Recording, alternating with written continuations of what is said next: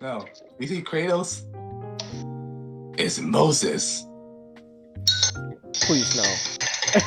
No.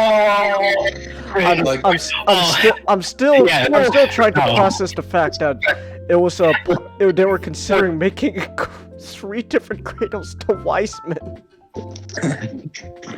Yeah. Kratos after killing every pantheon until Christianity comes around. You know what, guys? I think we're done killing. Let's go celebrate the birth of the Lord and Savior Jesus Christ. You know what, guys? Let's lay down our arms. We're now mad. The best part about what Comet said is that it's somebody would think of that and somebody would put it on paper. There's a genuine chance that could happen. Oh my goodness. Sign up. Random thing. So we're gonna do this. It's Christmas time. And so. And then I found this at Sam. Someone found this at Sam's. Now, I got a question. Why would you need this much chocolate? Oh, God. Wait, what are you referring to? Oh, the stream back room. Where? Oh. Let me see this. Oh, yeah, Chingus, what was your reaction when you saw all my posts from yesterday? It was a monstrosity. It's only $35, too. 375 cups of Reese's. Oh my god. For $35. Wow. $35. Wow, that's not a bad deal. That's not a bad deal.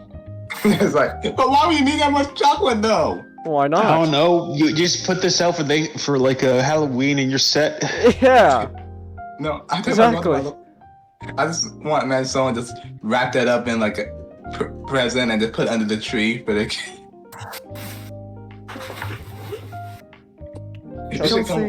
Chelsea, Black Widow is Black Arachnia. That's the Japanese name. That's why the box says Destron. Wait, Chelsea says audio's good below, echoey at sometimes. Oh, I think that... Is it? Who's... Oh, everyone speak one at a time while I'm talking. I'm just gonna say some random blabbering, and then you guys talk. Fuck. You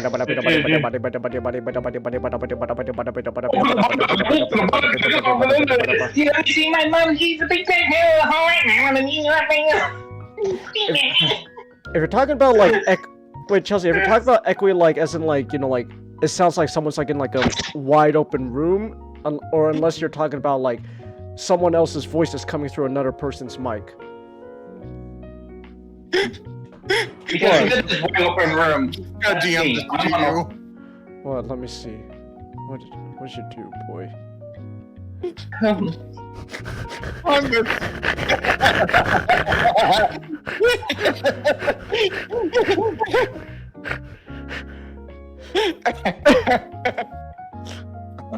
You know what? It's not a real thing, so I can show it on stream. It's not real, so I can still show it. Oh, I can't wait for All right, Chelsea. 3, 2, 1. Look at this. Wait, hold on, real quick. My thing is like covering the full picture. Let me get out of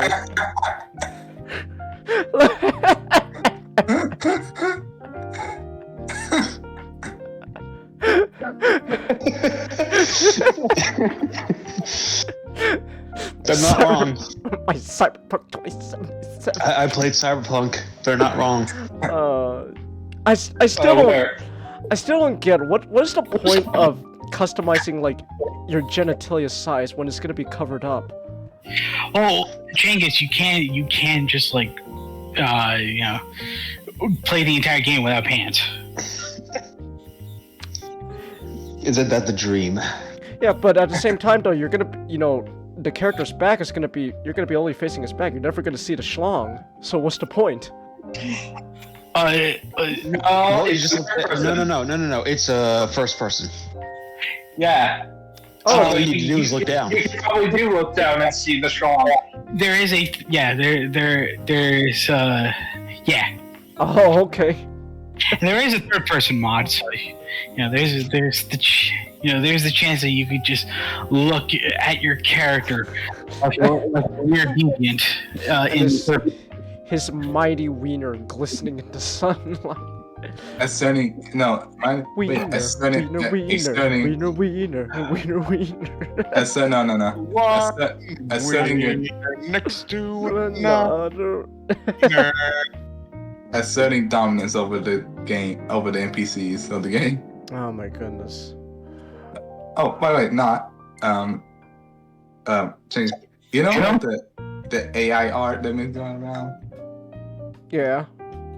You ever saw the one when they used the perfect strike for it? Yeah, you posted it. I saw it. I didn't. Yeah, but like, how? I mean, that would make a pretty. What's on fire? That made a pretty good Escaflowne design. Escaflowne?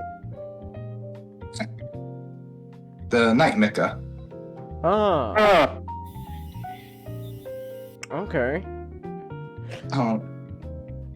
Let's see if I can find a picture of the main mech from Escaflowne. Alright, let's see. Alright. Chelsea says weenie. Weenie, weenie, weenie, weenie, weenie, weenie. Yeah. One thing I'm talking about how the Mecha Escaflowne are piloted is kind of like this like gears and like a very like It's very steampunk. yeah, like a most. How do you spell Escaflowne? I'll look it up. Here it is. ESCAFLOWNE.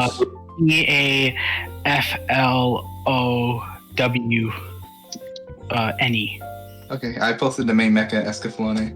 Hey, Jangus, look at meme channel. Alright, hold on. Old man yells at cloud. All right, so earlier I was trying to figure out how to reinterpret Greek gods in a different way, and Ninjata was What? All right, so we would take Artemis. We would take Artemis, Okay. and we give her autism. Oh my goodness. And it would fit. And here's the thing, Changus. It fits perfectly. Okay. Because here's the thing about Artemis. Artemis only cares about one thing. Hunting. And you could reinterpret the Greek myths so that she doesn't really get other people unless they're a hunter. So it's like, oh right, okay, are you fellow hunter? She's sexual. Magic, I thought of something messed up, and I'm gonna DM you this video to understand what I'm thinking. And also, it's like when they take Artemis to a casino. Well, it explains why Artemis has moments of extreme autism and lashes out in extreme ways, like what happens with her mother. Okay. Because a woman who had 7 sons and 7 daughters was trying to overlord over Artemis and Apollo's mother. Okay. And guess what happened? What happened? Apollo used sun arrows to kill all the guys, and Artemis used moon arrows to kill all the girls. Huh.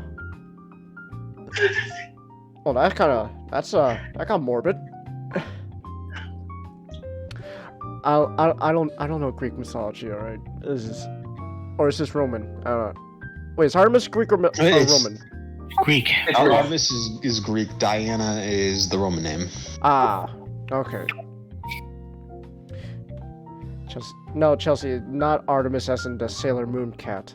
It's Greek mythology, so it's gonna fly over both our heads.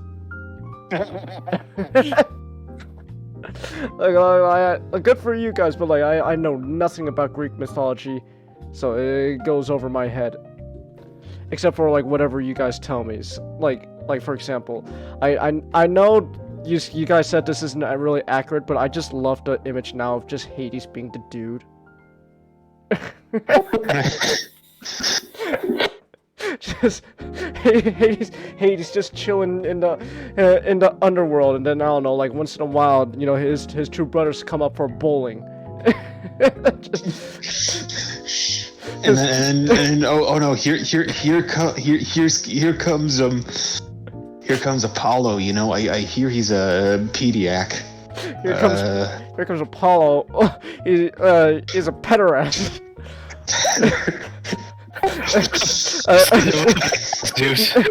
Poseidon's just. What's a pederast? What's a pederast? Zeus, shut the fuck up, Poseidon. I just like the idea of Hades just being the dude now. Just that rug really tied the room together, did not? Fucking name, man. Hades abides. Hades abides. Okay, yes, I found it. An actual accurate like thing of Hades is like, if I get a Venn diagram of Corvus Corax, Robute Gilliman, and Roald Dorn, and Hades is in the middle. Oh, okay. Yeah, and here's the fun fact. Persephone and Hades only cheated on each other once. I miss my wife, Zeus. I miss her a lot. I'll be back. They have only cheated. They only have one other relationship that is not them. When Kratos comes to kill Hades, no, please, Kratos, don't kill me! If you kill me, how am I going to email my wife and tell her I'm okay? No, Hades, please don't kill me. My wife is going to email me. If you kill me now, I'm not going to be able to email her back and tell her that I'm okay. Kratos is carrying Persephone on his. It's only in the glass coffin on his back. Hades expels Kratos out of the underworld via a Nokia. You're gonna be using a Nokia to make phone calls for the rest of your life. No, you're gonna be using stuff like that.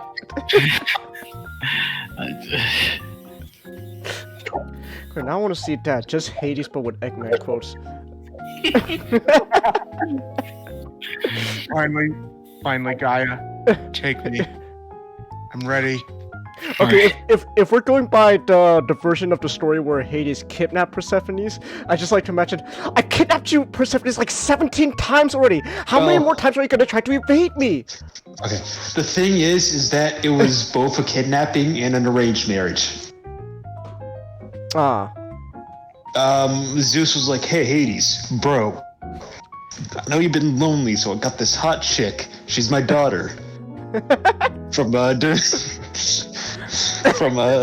Alright, but she's completely chill. She's like a 9 out of 10.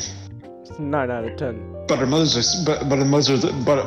a helicopter parent bitch.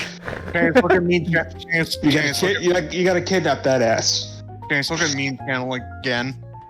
Like, well, honestly, my favorite take is from the Hades game, where it's that similar story, but instead of Hades kidnapping her, Zeus just brings her. It was Zeus. I still want to say this just to finish the joke. Just if Hades was the one to instigate everything, kidnap Persephone. I've kidnapped you, Persephone, like 17 different times already. How many more times are you gonna evade me? I think it's going to be 18. That's more like Zeus and Poseidon versus every woman on the face of Greece. It's like a capacity of this bitch. You know that I'm alpha male gamer. It's all listed out, all the children of like Zeus and Poseidon. Poseidon had more kids. Okay. I lost count at 80. Alright. Chelsea says all these references flew over your head. Oh no, I thought we watched the Sonic fan dub together though, Chelsea. I remember I showed the Sonic fan dub in Discord. We were watching it together. Alright. How long have we been going now? I want to say the fucking, quote unquote Kratos quote. I'm Greek! Show me your butthole! No. I got the pass, so I get to do it. We still can't see it on stream. Oh, okay. Kratos. Then I shall shall not Learn from my mistakes, Comment. Do not repeat them. Just... Zeus, your son has returned! I've come for the weed of Olympus! Kratos! Kratos, you shall not get a hint from the cabbage of the gods. You will not deny me my gummy! Cabbage of the gods gets funnier each time I think or say it. You will not get the It cabbage. just gets funny. It's a great phrase, you know. It's like something Shakespeare would use.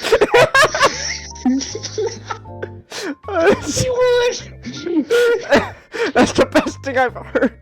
That's something Shakespeare would use. Come on, Hamlet. We gotta steal the cabbage of the Gods.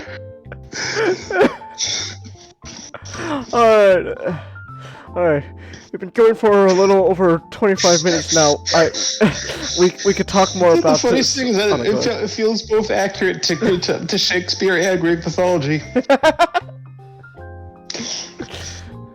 I mean, you gotta be kidding. You don't think Demeter has like a garden out there with some cabbage of the gods?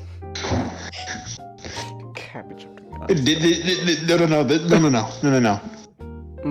Percy Jackson. The Percy Jackson TV show has to have this in there. Percy Jackson and the cabbage of the gods. Okay, look at meme channel again. Oh my goodness. Just fucking Zook, Zook just smoking. Zoop's wild trip in California. It's just no. I'm practically went to college. As joined a fraternity. I love this, Nick. Thank you. This one image is so versatile. Unidentified special needs child. It's so versatile. Alright.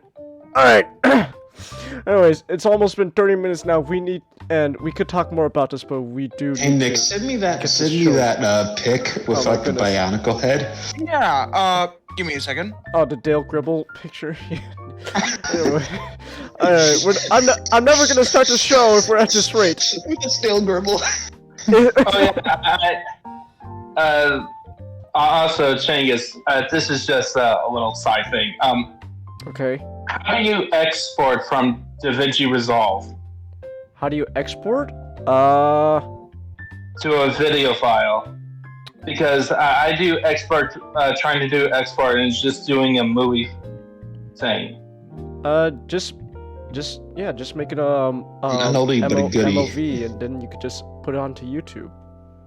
An oldie but a goodie in streaming back room.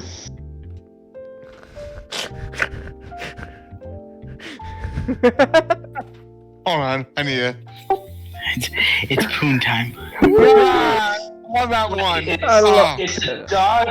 a .rdrp. What does that? Hold on. Can show your screen on Discord. I want to see what you're trying to do. I want to see what you're trying to do real quick before we start the show. Yeah. So. Oh, you're using a different kind of thing. No, this is still It was. Yeah. Huh. Hold on. Give me 1 second. Let me actually boot up DaVinci myself real quick. Pray to the Lords that this doesn't crash anything, because I've been having issues with this. Alright. Thank you, Gudanka. Chanting never start. Oh my goodness. Here. Save your prompts for later, Nick. I have to. Let me just at least get the document out. Oh my god, you have a document. Yes, I have document. Oh my. Jeez, you have no idea what opportunity we have here. Streaming background. DaVinci's not loading. I'm gonna close it. I'm gonna close you. Oh my goodness! Alright, there we go. DaVinci closed. No, it's not closing.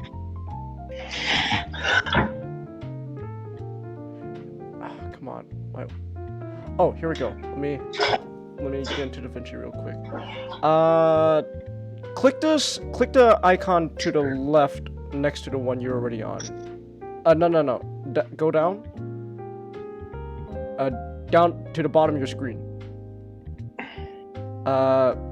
Okay, click the icon to the right. Alright, click that.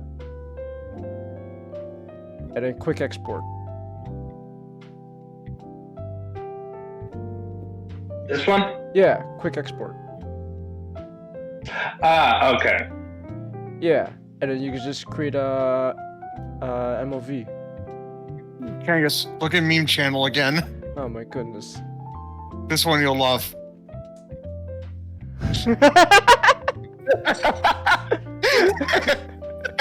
I love Swerve. Alright. Hey, Gudunka it's gonna be says, done within an hour. Gudunka says he'll draw thumbnails while he waits. Alright, okay, put that out of the way. Oh my goodness, how many more memes?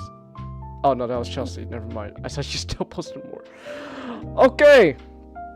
We're more than 30 minutes into the show. We gotta get started. We have a lot to talk about. So we gotta get started. Big brain with the anime title. Alright. Well, I still gotta do like my intro and all that. I gotta do housekeeping and stuff. Oh, okay. Yeah. Okay, go. Okay. Oh my goodness, Mash. Oh, I mean Nick. I'm sorry. I've been saying Mashik's name so much. Nick, stop. Your first prompt: draw Tahu being sexist. Okay, let me say this real quick then before I do housekeeping. And first of all, golly, Galmatorns aren't real people. They are things created by Matanui for our amusement. Check out streaming backroom. I saw Zeus. Zeus. Unidentified special needs child. Gudunka, can you also draw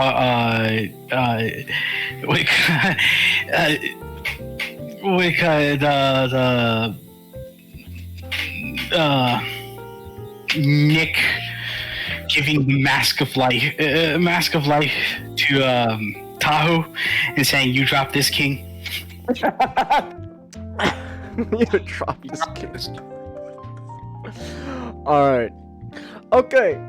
So let's do housekeeping and let's get this show on a roll. So welcome everyone to another podcast night on Saturday for 2 Cents Live.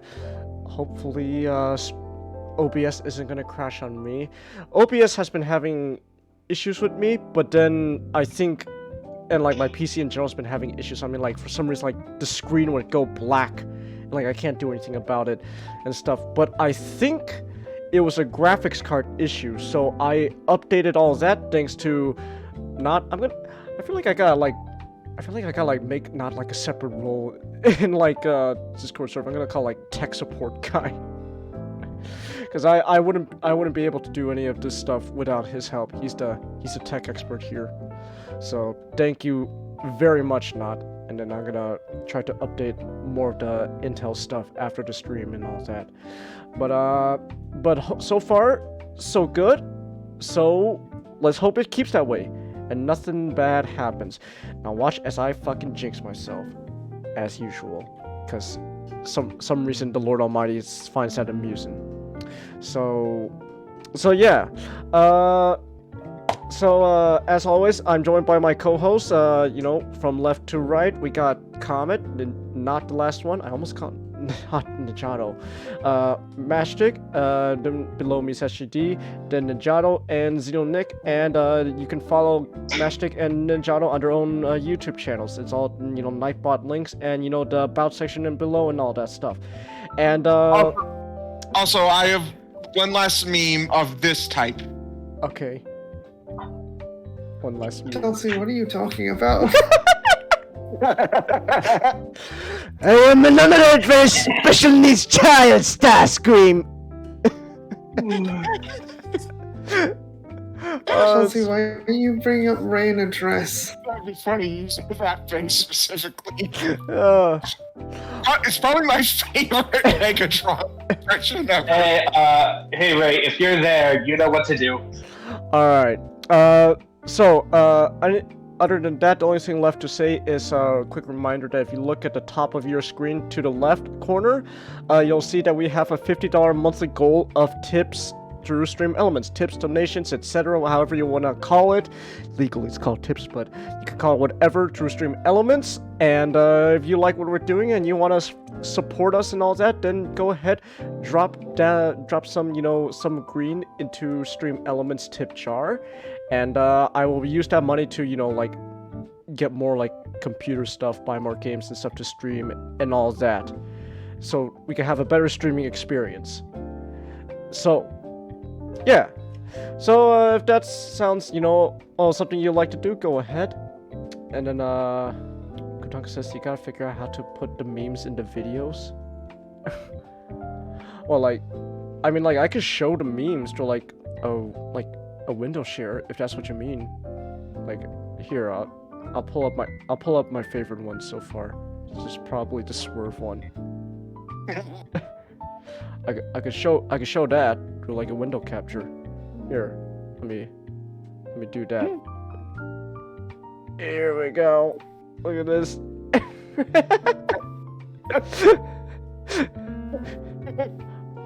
I am a special unidentified special needs child.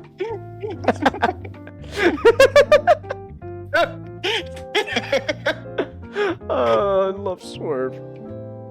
Oh my goodness. Alright. Oh, Serena's posting some VTuber stuff. Alright. I'll check that out later. Okay, so with that said then, with all that said, housekeeping done, we can finally move on to the show. So, we got a lot to talk about. First up on the docket, this completely baffles me, Ninjato. Why are people mad at the Mario movie? Peach is confident, and Mario throughout the trailer became the butt of the joke of physical comedy. Okay. That's it. That's it. Other than Chris Pratt's voice. Well, okay, Chris Pratt does sound like he's phoning it in. Yeah. It's either he's phoning it in or he was told not to be energetic. I will say this though, you could say this guy isn't a good voice, for his stuff, but a lot of it also has to do with, whoever's the voice director, whoever's telling him to do the voice. It's very clear, someone told Chris, just do your normal voice. Oh, okay. Yeah, so in terms of actual objective quality, the trailer, that was the only problem, is showcases, okay, Chris Pratt's voice is not going to be the best, and maybe they're going to delay the movie a bit to do a redub of it, but really? If there's a demand, No way. yeah, Not definitely. happening. I don't think so. It really just depends of how is if they just viewed it as outrage, much if the outrage is the same level as Ugly Sonic, but even then, that Ugly Sonic was a long shot. I don't think people were really mad at Ugly Sonic, unless you're talking about back when they were first announced the Sonic movie. Yeah. Okay. When it was first announced.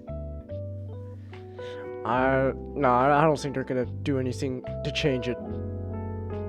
Yeah. But yeah, that's really the only thing. But so it's done to the point. Huh?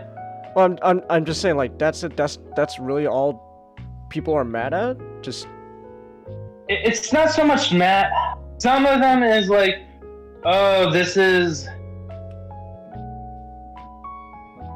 It's like there's some that are extremely mad and immediately use the woke button. Some say, "Oh, it's warning signs." Like, Warning so signs? the point is, yep. So here's the thing, and it's similar to, and like last week. Also, it's like people say similar things about Ragnarok because of similar moments taken out of context. But Okay. in the way Odin is done, but whatever. It's just like people have gone to where they have consumed a lot of media, right? Okay. And people just notice that currently there's a trend. There's a pattern in most modern storytelling in terms of how women are written and how men are written. And like a pattern keeps showing up, and now every time they see anything that looks like the pattern, have some elements of the pattern, they just assume it's all the pattern. Therefore, it's gonna be either woke, and then because it's woke, it's bad. It's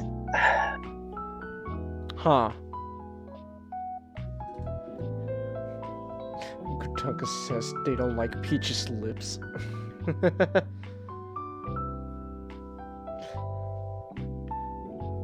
Look, at this point, they're not. Peach tooth. At this point, they're just like people who are like that, who are like culture warriors on it. They're just like they're just somewhere as like the Tumblrites. They carry a big sign that says "No fun allowed" and planted down on anything. And wait, didn't like one of some of the claims that Peaches was competent? Yeah, because meaning that she's like a girl boss because she can carry a halberd. And she's it looks like she's ready for a fight. So she's not gonna get kidnapped. No, it looks like Luigi's more likely to get kidnapped. At least he's separated from Mario, which is like his initial motivation. And Charlie Day, perfect. Absolutely perfect. Yeah. But instead of like having like fun discussion about all the fun stuff that's in the trailer and the funny moments at the expense of Mario, like for them it's like, why would Nintendo allow Mario be embarrassed in his embarrassed? I'm excited. That means Miyamoto has finally accepted things in his old age and is allowing Mario to have a personality. Oh, and people tend to forget Smash Brothers. Mario is usually taken in like the layer stuff with the Smash stuff. Mario gets his butt whooped. People forget about the Ridley announcement where Ridley kills Mario and flings his hat. People choose to forget that happened. Okay.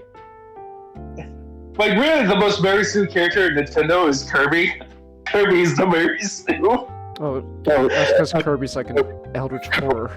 Yeah, Kirby deserves it because he is, because he is secretly an old god. Kirby consumes all. You will be consumed by the curb. You shall be assimilated. But okay, so the thing is that you recognize patterns, right? Okay. Here's the thing. Even if it is exactly the pattern, that does not automatically mean bad. Like, a pattern is just tropes. And plus, you could do similar things that people do now, like looking at patterns and stuff, and apply it to every other decade, and you know there's a pattern. Like in the 80s, you could tell that there's a female lead who is like more of a side character who has wicked short hair, broadcasts a bit of a tomboyish personality, who's like tough as nails, doesn't take crap, but is not gonna be too important to the plot. Okay. Like as compared to the main hero. And it's just like frustration. And I think it's just the result of hit the button. Oh, which button? Welcome to the abyss. Alright. So, welcome to the abyss. Road trip. Okay. It's politics. Politics. At this point, it's all politics. It's all like, it's all culture war. It's all politics motivated at this point. It's not really about. We have gone from talking about objective storytelling to now. Oh yeah, we're not talking about that. Now we're just like we're now just Tumblrites, but with different political opinions. And now we're just gonna we're gonna just have shows and complain about every little thing.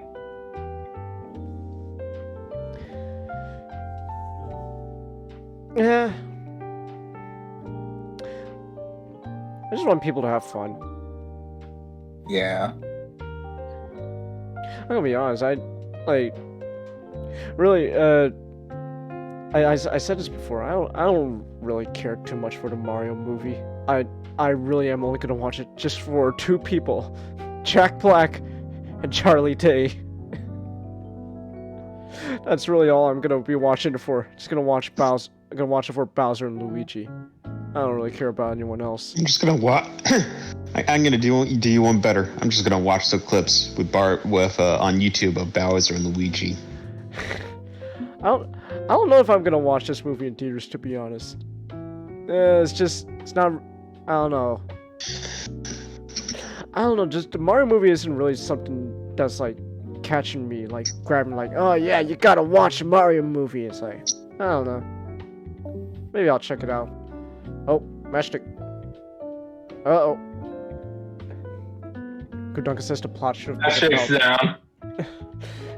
Kudunka says plot should have been about Mario getting over Peach, who obviously has left him for Jack Black Bowser.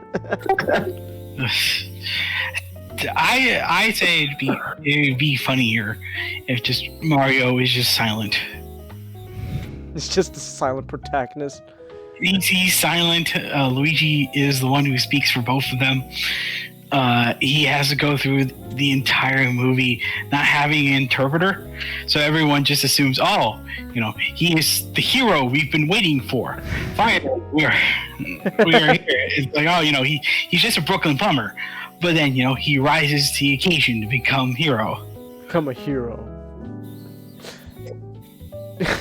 Kudunka says generic Italian sound effects. Just the only thing you ever hear from Mario is just a stock sound effect of woohoo and meatball.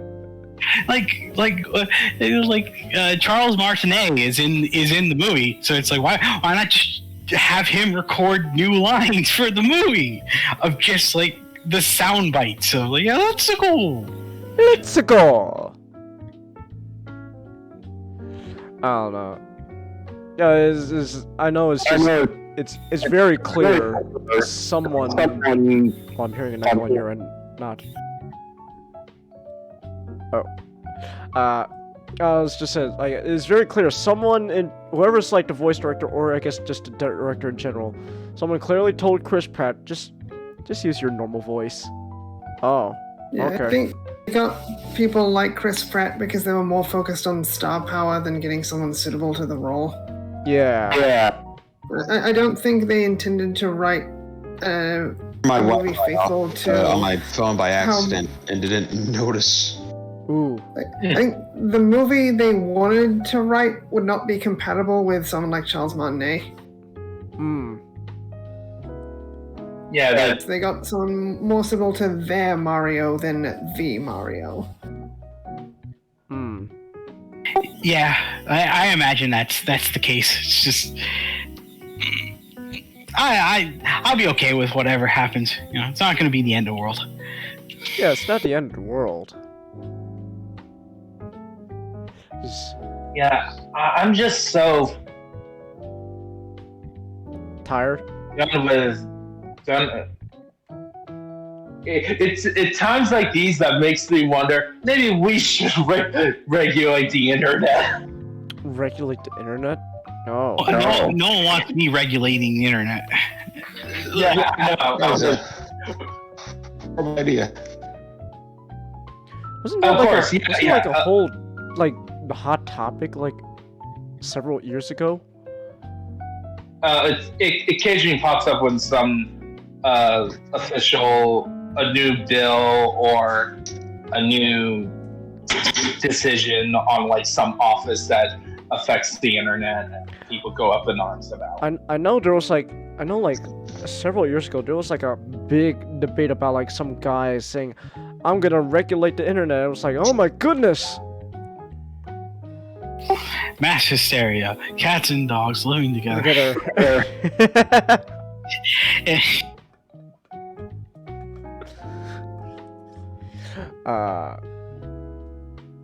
Chelsea says not tired of it, just forgot about it.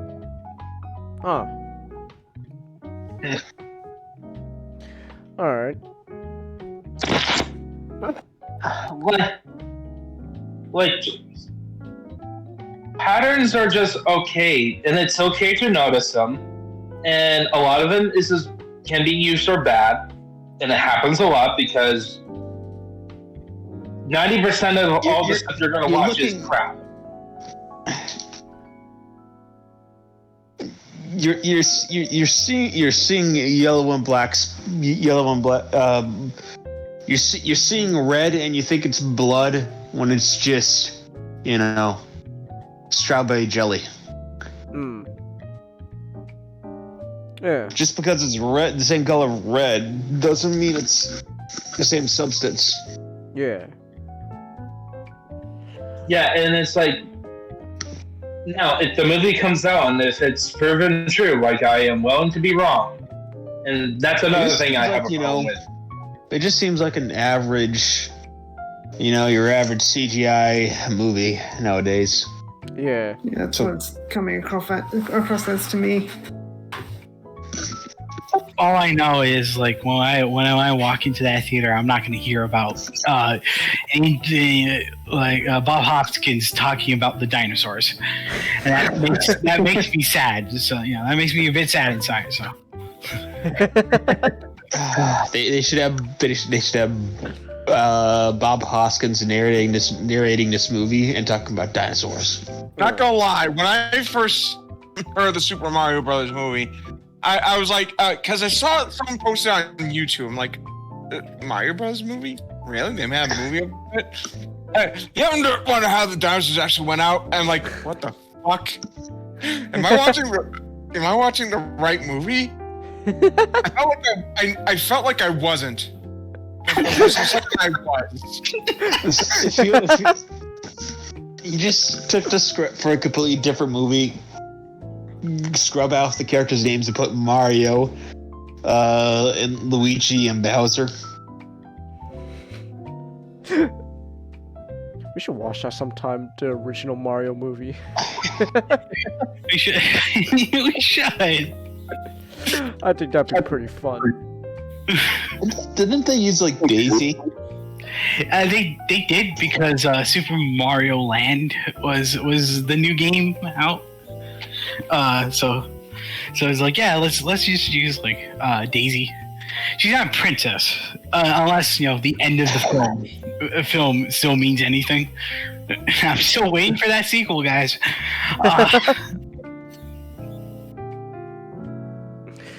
Yeah. Yeah. I don't know. I think at the end of the day, my take would be just, who cares about the whole whatever's going on people are saying about the movie. Just go watch it yourself, and if it's like, it turns out, this wasn't, that great, then okay. It wasn't that great. Who cares if nothing's getting enough sleep? Whether something is asleep or woke, really doesn't matter. Just go out, watch something, be good. Yeah. That's what I say. Chelsea, I said Rosalina's a princess. Yeah. Yeah, she is. Alright, there you go, Chelsea. Yeah, that's all I really have to say. It's a shorter topic. It's just like it's not really much in depth as it could be, but you just felt like you gotta get it off your chest. yeah. Okay, I understand that. You alright, Meshtik? Oh no, I was just sitting down. Ah, okay. Alright. Okay, change. Yes. Look in meme channel. Oh no. Chelsea, why are you comparing me to pngtuber? Oh, I know that drawing. You showed me that Takua on top of Puku. Oh, here's the sequel. Holy shit! Puku! Oh my goodness, she's huge! Takanu would be like, guys, you're never gonna believe what's happened! The greatest thing happened! My crap grew up! Oh, that's cool! Oh my god! Kangas, it's like little pork chop from Billy and Mandy.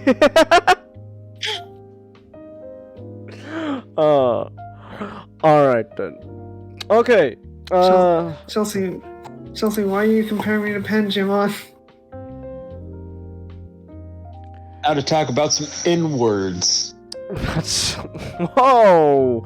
Whoa, Mashtik, that's racist! Come on, man! Come on, the title of the book is called Black Company. Yeah, but that's... You can't just call them... Master, you just can't call them blacks.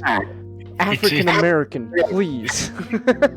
Unless you tell about It's a fantasy book, so they're... Oh, I thought you were talking about the Japanese slang.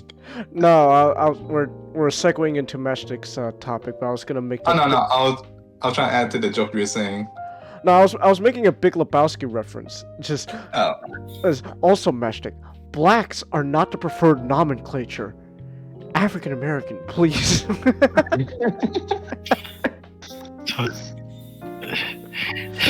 if they're not from Africa or America? Well, you know, there's no, what do you call it? Bahamian Americans apparently. So we'll just lump them all into the same.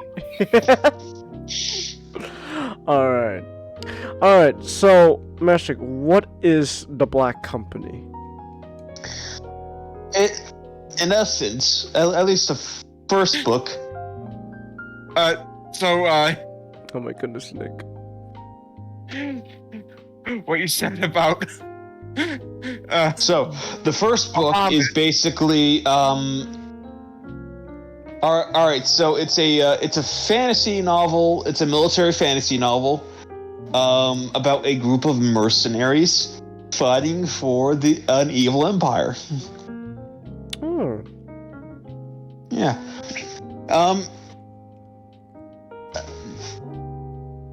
A few weeks back I did Malzahn. Yeah. This is one of the big inspirations for Malzahn, and you can fucking see it. Oh shit! And Steve Erickson. Holy shit! I'm surprised you. I'm joking when I say it, but I'm surprised he hasn't been hit for copyright strikes. Oh, okay. But he basically just took the culture of the Black Company and made it the culture of the military organization in Malzahn. Yeah. Okay. So, Yes, what he Nick. said about Bahamut is there's the whole fact that we got Bahamut, Bahamut Zero, Bahamut Sin, Neo Bahamut, Bahamut Fury, Bahamut Alpha, Bahamut Omega, Bahamut Aeons, Bahamut Aeon, Bahamut Esper, Astral Bahamut, Dirge of Bahamut, Before Crisis of Bahamut, Crisis Girl Bahamut,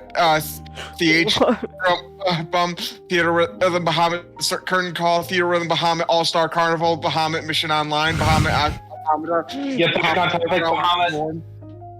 Bahamut Episode Prompto, Bahamut King's Glaive, Bahamut Monster of the Deep, Bahamut the Zodiac Age, Bahamut is Strange, Before the Storm, Bahamut Mankind Divided, Bahamut Human Revolution, Bahamut Hearts Chain Memories, Bahamut Hearts 2, Bahamut Hearts 2, Final Mix, Bahamut Hearts 358 8 by 2 days, Bahamut Hearts Dream Drop Distance, Bahamut Hearts HD 1.2 Remix, Bahamut Hearts HD 2.5 Remix, Bahamut Hearts Speech 2.8 Final Chapter Prologue, Bahamut Evil. Holy shit, Nick. Finish this up. Bahamut Zero Dawn. Oh my goodness, Nick! Bahamut. Alright, I'm continuing. Alright, so Black Company. Fucking shit, Nick. What the fuck? Halfway through. Wait until I'm finished and What do do you mean something as long halfway as this. through? What are you even rambling about? Bahamut. I don't know what that is. It's a It's a final. guy. You see, Changus. It is the prophet of the Muslim faith. No, that's Muhammad. No, Bahamut is a god in a deity that Square Enix used for Final Fantasy. Okay. There's several variations. Oh my god. What the hell? Alright. Anyway, back on Dark Mercenary Companies. Yeah. The books are. They're once you get into them, they're it's the protagonist of first book at least, and a lot of the other books is a guy called Croker, which is the company physician and analyst. All right. And by analyst, I mean he's the company historian. He writes in the annals. Hmm.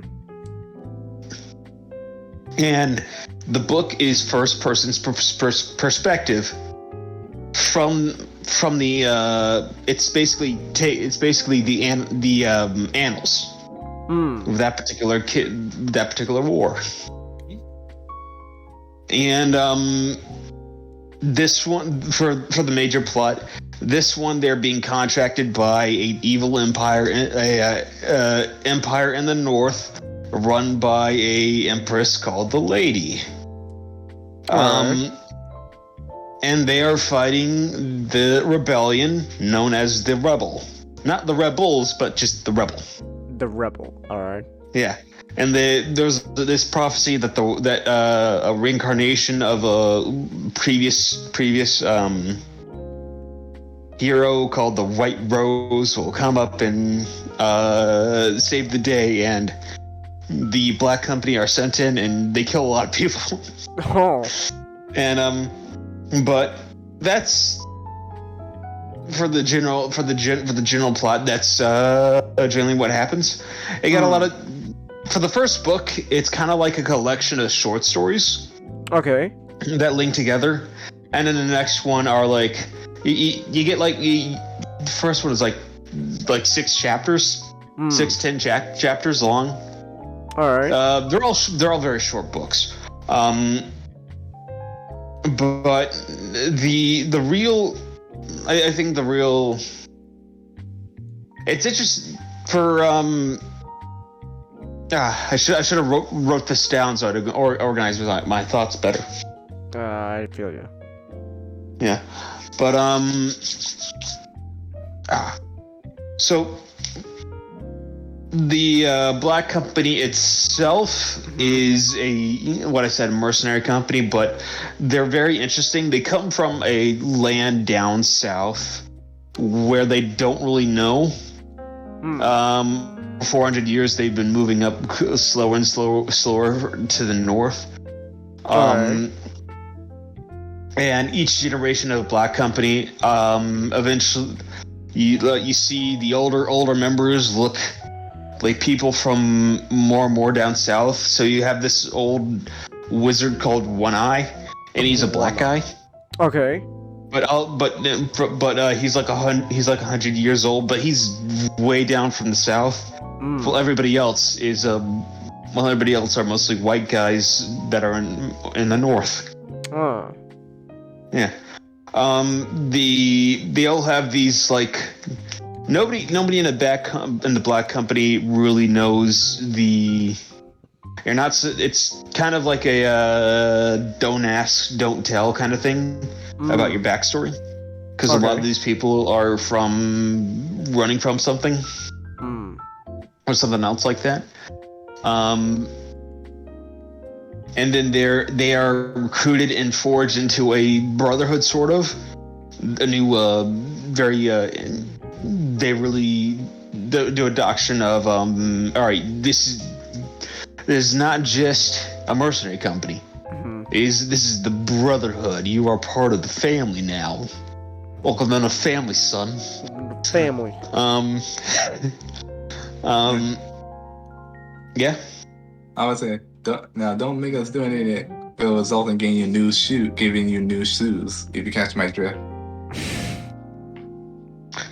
Yeah. But they all have interesting nicknames like Croaker, One Eye, Gob. They're all Goblin. They're all either they all have nicknames that are either a descriptor or an ironic descriptor. So you have the captain and the lieutenant, who are named the captain and the lieutenant. Huh. You got Silent, who was a wizard. Why is he called Silent? I don't know. He doesn't talk. You got Goblin, who is short. It was a short, sort of fat wizard who looks like a goblin. Oh, okay. One Eye has one eye. Croaker, when he speaks, kind of croaks. You got guy like Candy, who was kind of a pretty boy. Okay. And it goes like that. You from the black company, you don't there's kind of like it's supposed to be like a very large marketing company in the thousands, but you only get like throughout each book you get new member, you get the names of a few new members, and so a lot of them die. Okay. Yeah, so it's pretty easy to read, keep up with the names. Okay. Yeah, but as time goes on into the next novel, it eventually becomes a more less of a more of a just a yes. I'll be right back. Oh, okay. Okay. Yeah. And more of a just like a standard more book with a whole bunch of chapters. Black the black, I'll get to it later. But the Black Company. What's interesting about this book? One of the really big interesting things that it does is that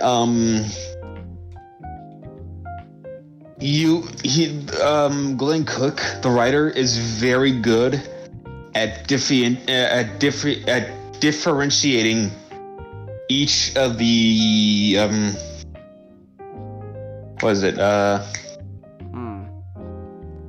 each of the point of view characters. Okay. So Croaker, he is very short and to the point. You feel like this guy is being paid. Each time you feel like Croaker. Each time he puts in a new you get the feeling that each time he puts in a new character on the page, he's being it's coming out of a salary, kind of. So it's very very short sentences, kind of very to the point. like for and eventually you'll get like someone like Shed, or you'll get it from the lady's perspective, and they will have a lot more to say, and they'll have a lot of their own opinions and how they see things, and it's very, and the story is very the characters have their biases come through, and it's very much it'll be a unreliable narrator sometimes. And Croker himself, he'll say that, like, Croker, the Black Company is family, and you're not supposed to say bad things about family. So he'll kind of, bend the line about, like, some of the more rougher the Black Company do. Like, for example, they run into a brigade of all-woman soldiers, and they capture them, and they do things. And Croker kind of skirts the line. He kind of, kind of that kind of thing. Yeah. Okay. But when you get to someone like the lady, you get very. She's much more cutthroat, and you get more political opinions, and very much. I'm losing the words for it, but you get the gist. Yeah. But a lot of some of the other cool stuff from the Black Company. One thing is that one of the omnibuses called the Many Deaths of the Black Company. Oh. And you get and I've read the first two omnibuses, which is Chronicles of the Black Company and the Books of the South. All right. The characters die a lot, and then you get wizards, and and wizards are fucking cockroaches who just can't fucking die. Oh. Well, they can't die, but it's just. Do they have at some machines? point, it gets kind of silly. It's just this guy's head on a stick, and he's talking to you like a mimir. Why won't you die? That's legitimately. I was reading the most recent book, and that line legitimately went through my head when I was reading it.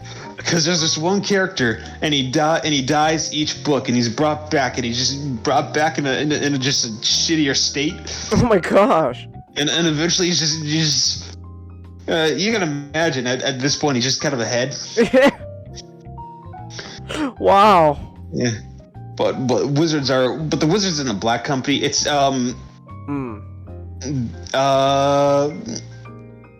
it's very the magic system is it just kind of does what it does what it needs to do.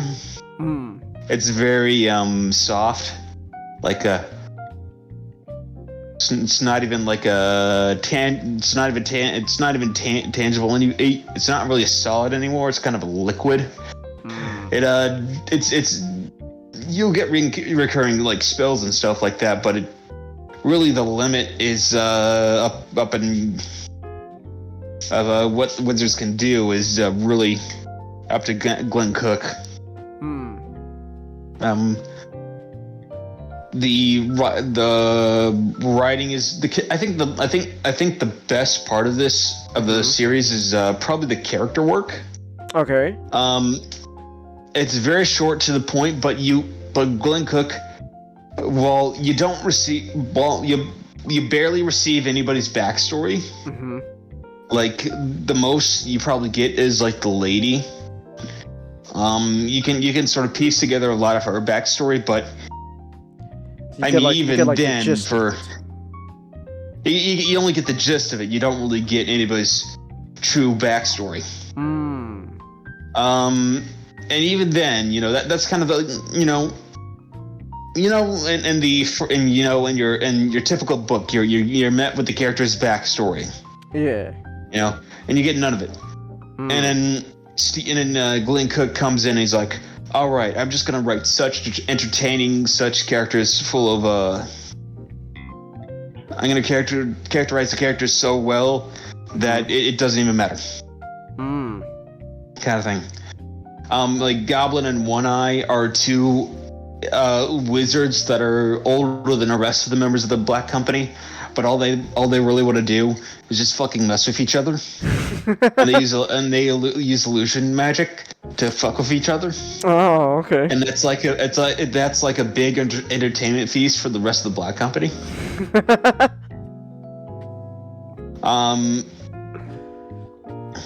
Everyone get in here! Cop's about to prank Hank One Eye. Oh shit! And they'll have like little illusions, and illusions will be fighting each other, like a little snake versus a little centaur or something like that. Oh. And the Black Company. I really don't want to get into the like the overall plot, because spoilers. it's kind of for spoiler reasons, but it's very well done. It has a lot of great themes, but usually the themes vary for each book to book. And the Black Company it's grimdark, but it's kind of on the lighter side of grimdark, so you're not reading like a fucking Joe Abercrombie book. Okay. It's more on the lines of like George R. R. Martin, where it's brutal, but it's not like ultra pessimistic. Like some like modern stuff is. Okay. Yeah. Anybody got any questions? No. No. That's. Yeah. I think the Black Company is really. If I do, what's the word for? Better than the sum of its parts. Like, it is well, I wouldn't say it's one of the best series I've read. It is a very fun series to read.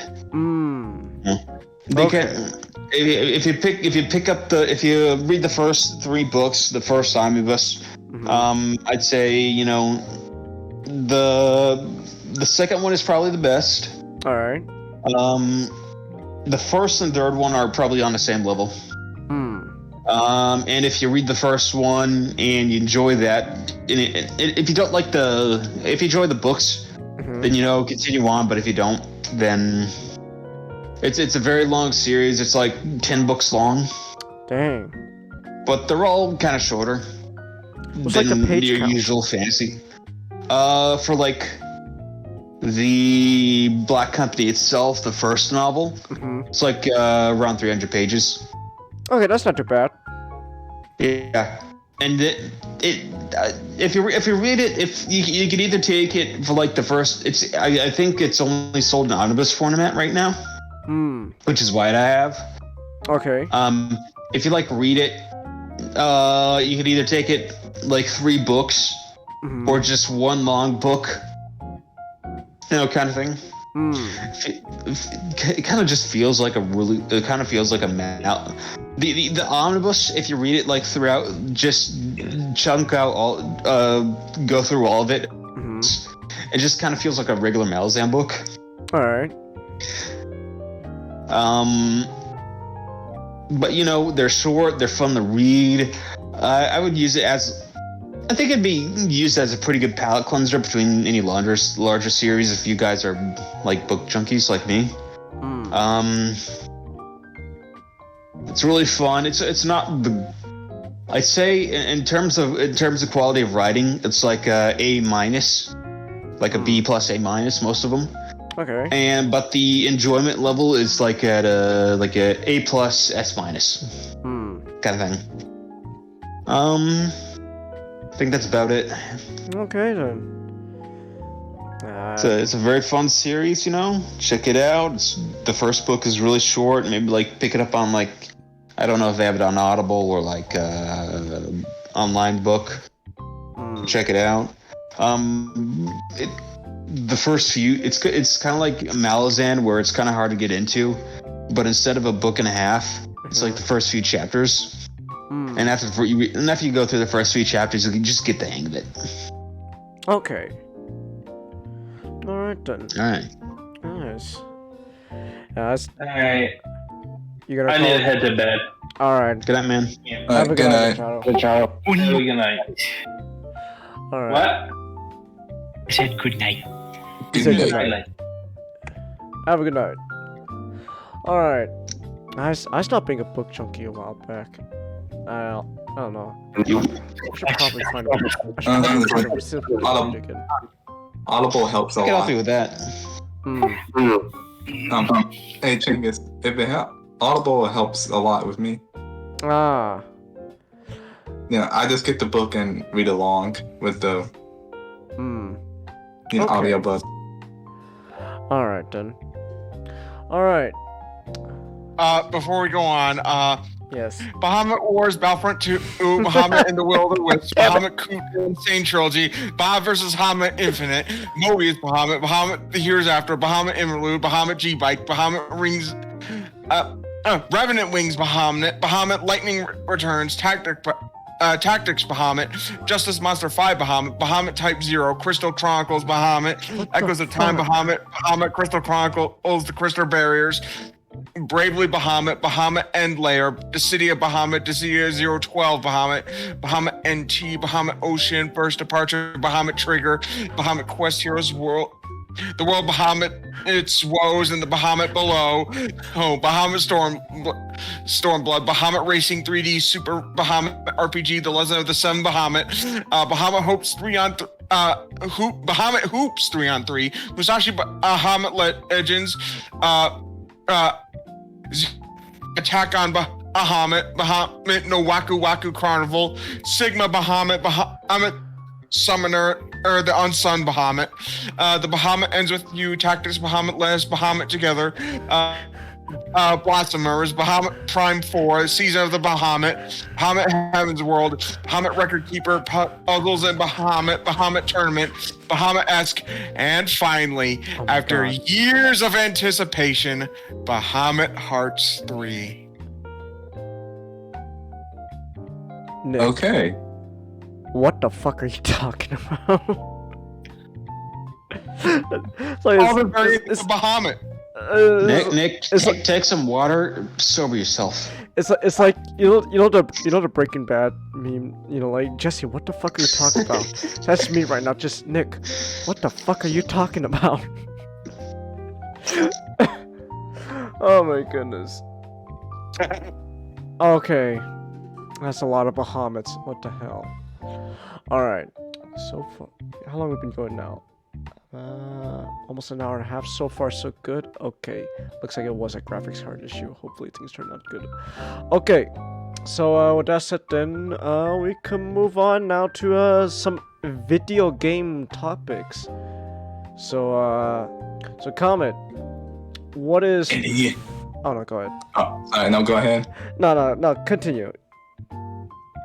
In the year 2007, after nuclear war, from the ashes of Vietnam War II, came a new type of soldier. Part man, part machine, all commando. His name is Rex Power Colt. Played by Michael Biehn. Michael. Starring Far Cry 3 Blood Dragon.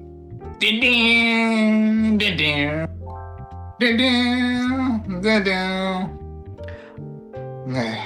I still can't believe that there was a Vietnam War 2.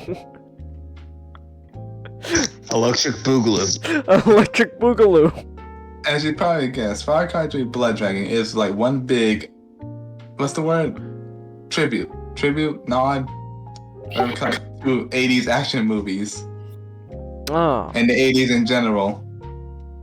It essentially is like an official conversion mod for Far Cry 3.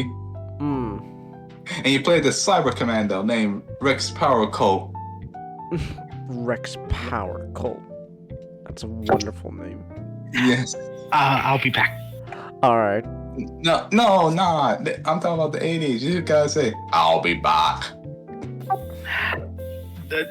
I'll be back. I'll be back. There's a hot Hispanic maid over there. I'll be back. All right. Okay, so this game follows like the standard 80s movie plot Mm-hmm. of like, oh no, my superior commander has mysteriously betrayed everyone Wait, actually, and went real rogue. real quick. Just so you said this is like a official like expansion of Far Cry 3. So, real quick, what is Far Cry 3 for people who don't know? Well, Far Cry 3 is the third game in the Far Cry series, All right. and that's now this DLC has nothing to do with the main story of the game. It's Okay. like it's pretty much a conversion mod. Hmm. Like just take the base game and just use the base game and convert certain assets to make a new game. Hmm. A new story out of the game. All right. So yeah, pretty much it's dang it. Okay, pretty much you play as Rex Power Cole, Mm-hmm. a cyber commando, and you probably go investigating, stopping your former superior officer that went rogue and took his forces with him. Oh no. The Omega Force. The Omega Force. Yes. And in the beginning of the game, you go in with your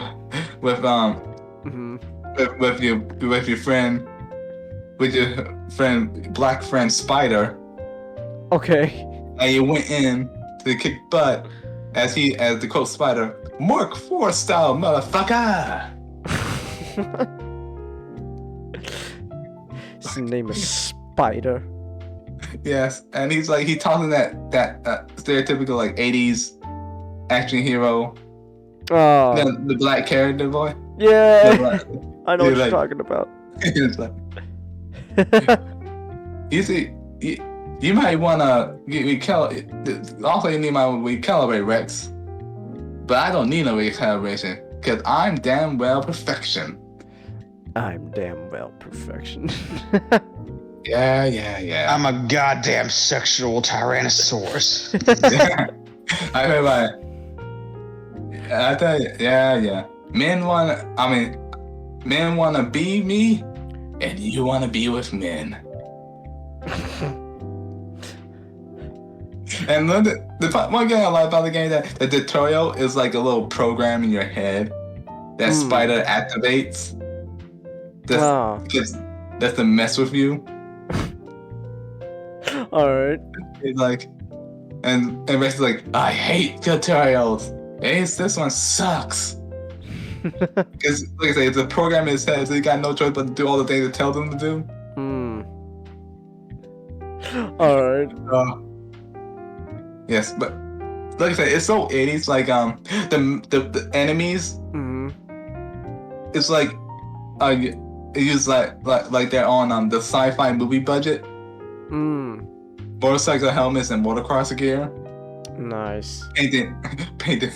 Just painted black with some neon colors on top. Alright. Yeah. Now, and they're like little it's very, like I said, and they're like little references to period alien movie. Like Rex got this one weapon. He says, "I got the touch. I got the power." Oh, okay. Now I see what they did there.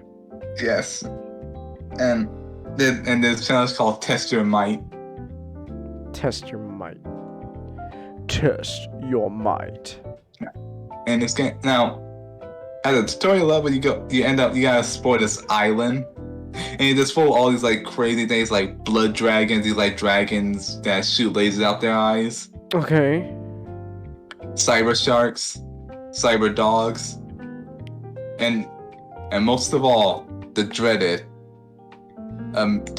mutant Kasasari. What? The dreaded mutant Kasasari. I posted in them Okay. voice back room. Are you dyslexic?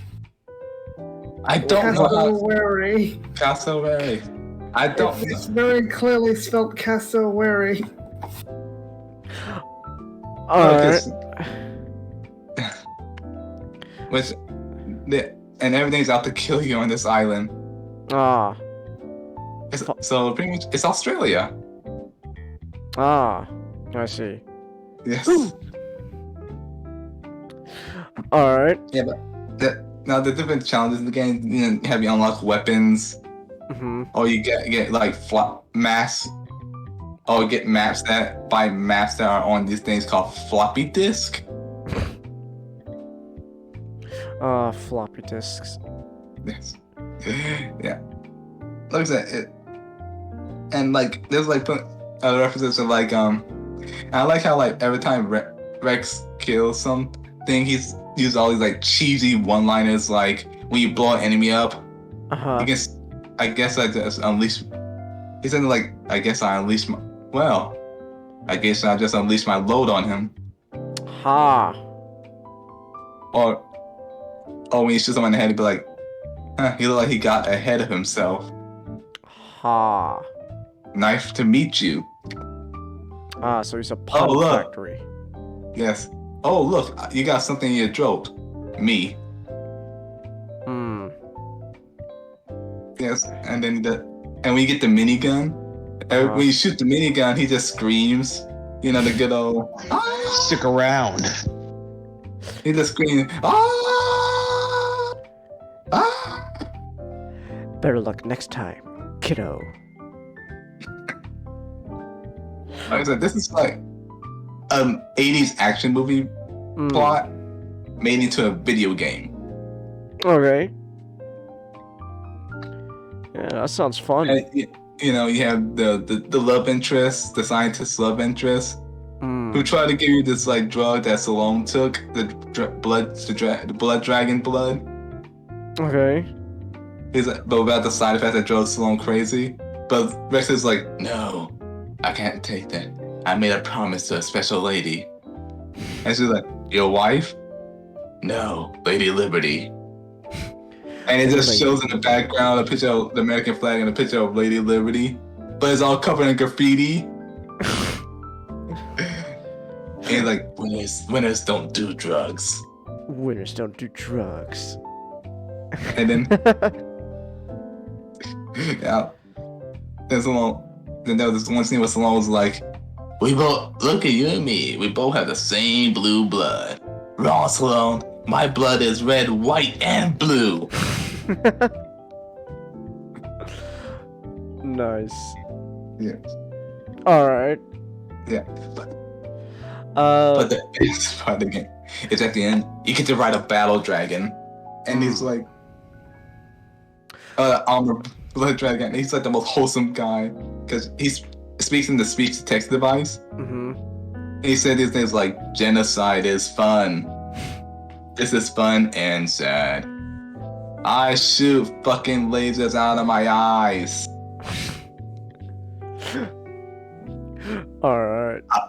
I'm firing my... Oh, yeah, sorry. No. I was gonna say, so, what about the actual, like, gameplay, though? What is that like? Oh, it plays like Far Cry. You have a healing system. Okay. You know, you can either healing with like you carry up to 3 nano healing solutions, whatever it's called. Or you can just do, right now, you can still heal. It won't be as much, but I like how they got these little animations. Like, you know, take your arm apart, do some repairs, or put your arm back together. Okay. So like how, like in Far Cry 3, you know, it shows you poking bullets out the bullet holes. Oh. Or reattaching your thumb. Oh, okay. Yeah. Damn. Yeah, you can find like let's look at Far Cry healing animations on YouTube, and there's like an entire like compilation of it. But you know, instead of a first-person shooter, and then like a reference to Terminator, where like you got this mode where you got activate your cybernetic eye, and zoom in, zoom out, and mark your targets. All right.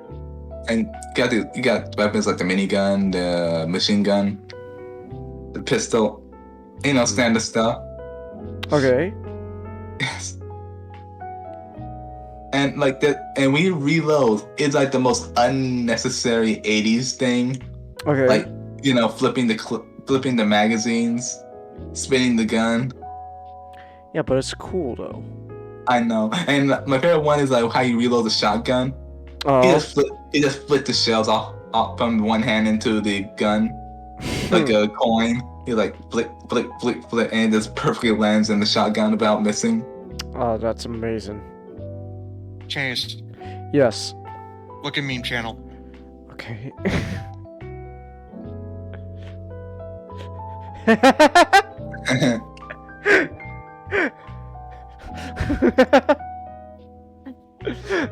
Also, good job, Gudunka. Oh, that's great. Your next mission: draw Tahu being sexist. You dropped as king. Actually, Like, it kind of looks like the Mask of Light has eyes in it, so it's like just looks he's just holding Takanuba's head and giving it to Takua. Takua, you forgot your other head.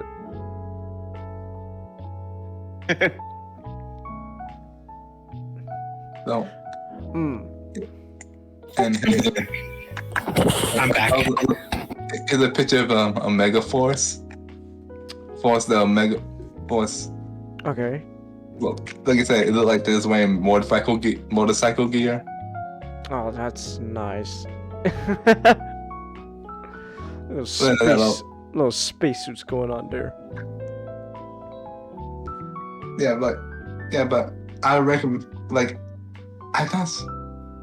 I got this game. I was on sale on Steam. Mm. I recommend this game. We really like '80s stuff, All right.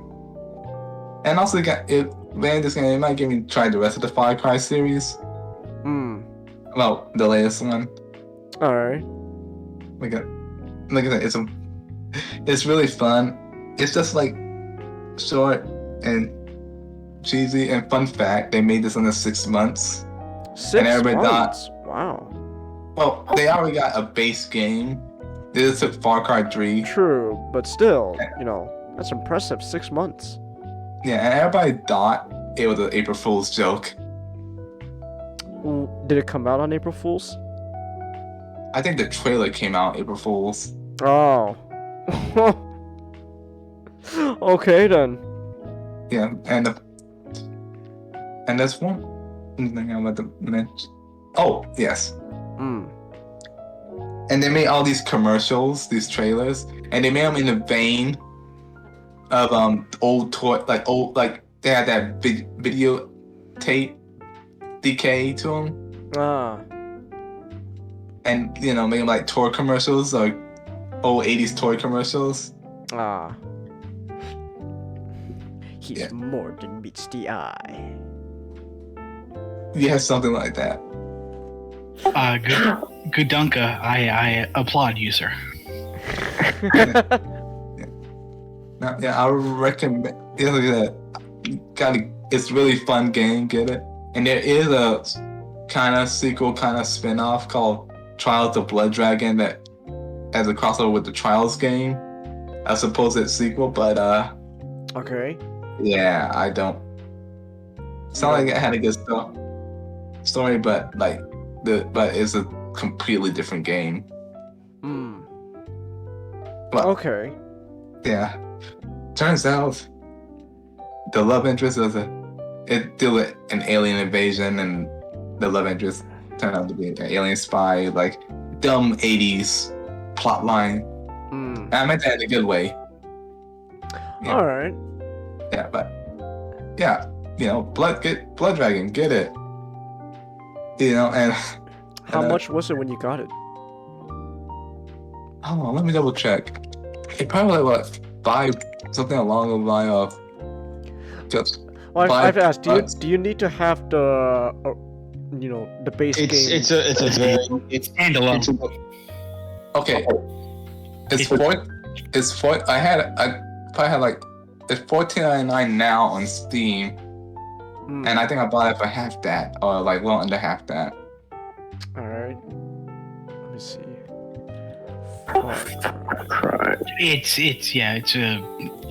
standalone, so you don't need Far Cry 3 to play it. Ah, okay. All right then.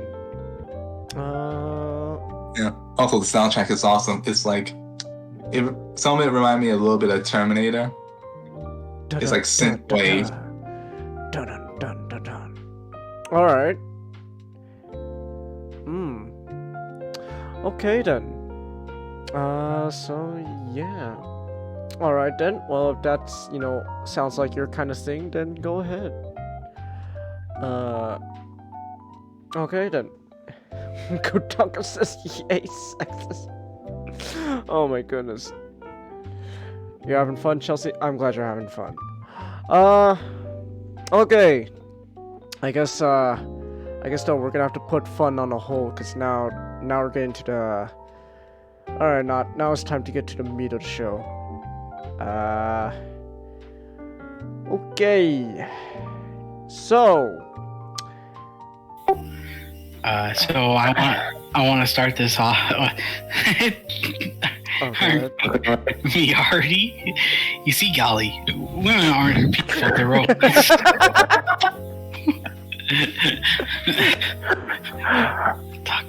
Kutaka, you mad lad, you've done it again. Tahu. And his casual sexism. It's casual sexism. He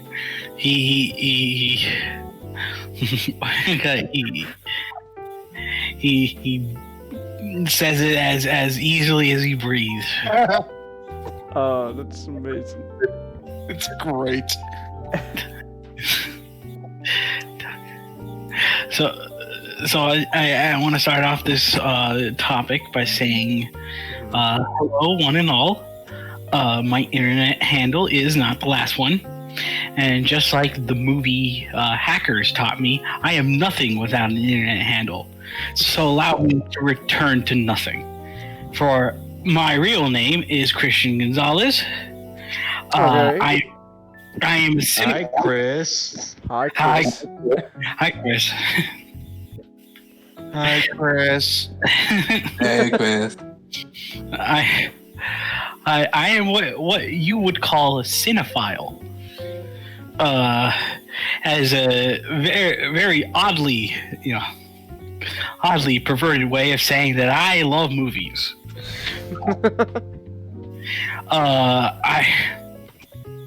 I am. My favorite genre is the horror genre, but I love a wide variety of things as long as it's good, or bad in a special way. Now, I will say that I am of a different breed, because I am not very. I tend to like the very artsy fartsy films that a lot of the mainstream scoffs at, and I am not very huge in the what do you call it? The mainstream quote unquote blockbusters that we have in our what do you call it? In our medium. Before you continue, I just gotta say really quick, Udunka, your next prompt. Draw Knuckles' dad putting baby Knuckles in a microwave. I'll be right back. All right. So this topic comes from a very interesting place for me. Because I was alive during the rise of Transformers, as the live action movies as a franchise. I remember seeing them come out. The poster for the first movie back in 2007. Yeah, I remember. I didn't catch the first film in theaters. I seen it on the pirated DVDs my dad would get in front of Winn-Dixie. I seen Revenge of the Fallen. Your first cinematic awakening.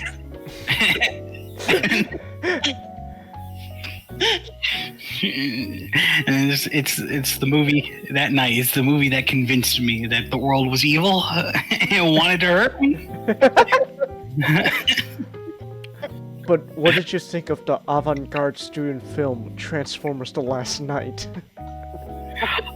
So the only time I've seen Last Night was when you guys showed it, and I haven't seen it since, because right after rewatching the 2007 movie for its 15th year anniversary, I actually went back throughout the months and just started rewatching all the films except for The Last Night.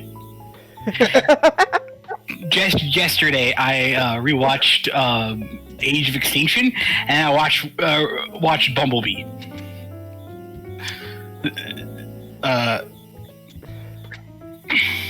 So,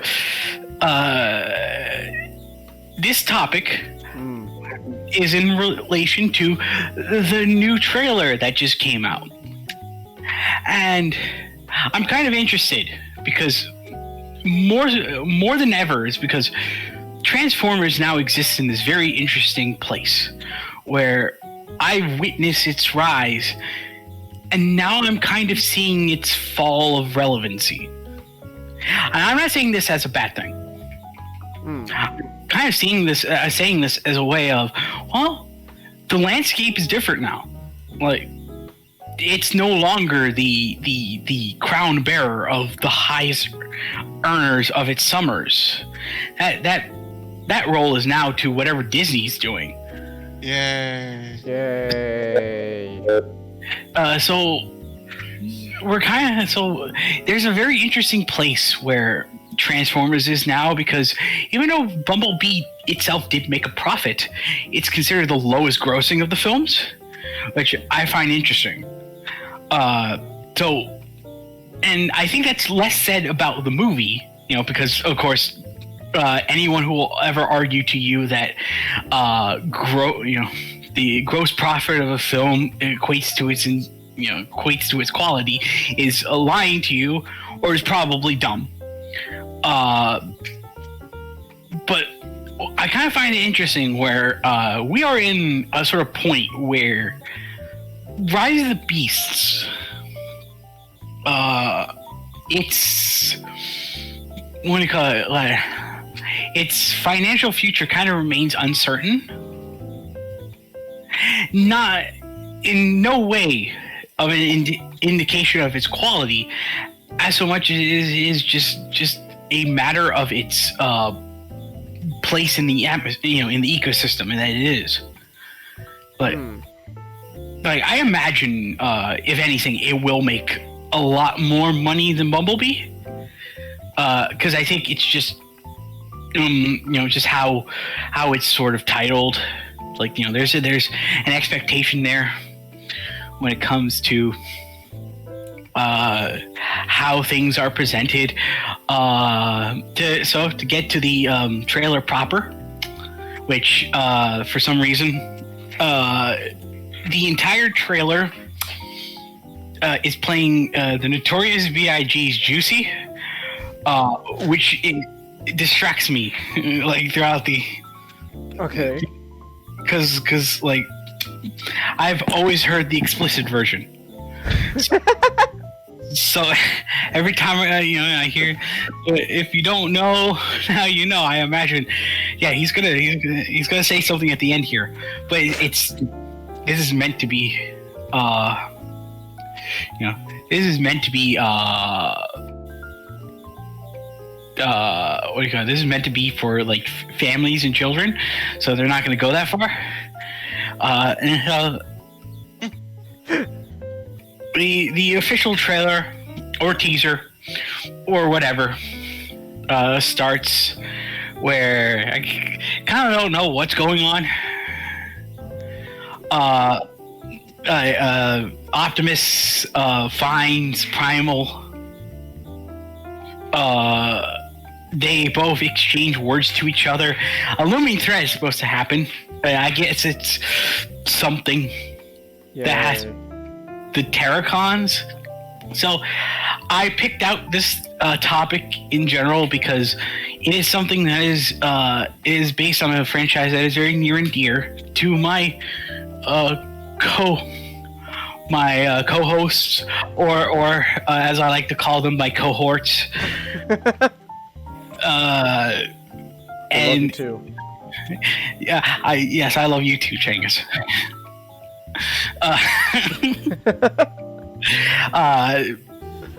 For they will help me, plug in some of the whole gaps in my logic, so I wouldn't come in here like a mess.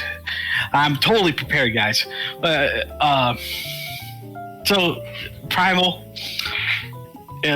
Optimus, they're arguing over a looming threat, possibly the Terracons. I don't know. I couldn't tell you. Anthony Ramos, he plays ex-military tech guy. Who gets picked up by Pete Davidson, who looks like a ghoul every time I see him in real life.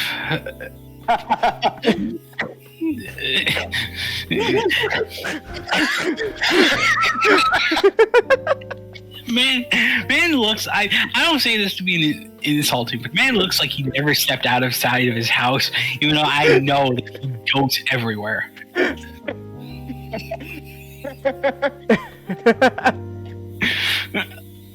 So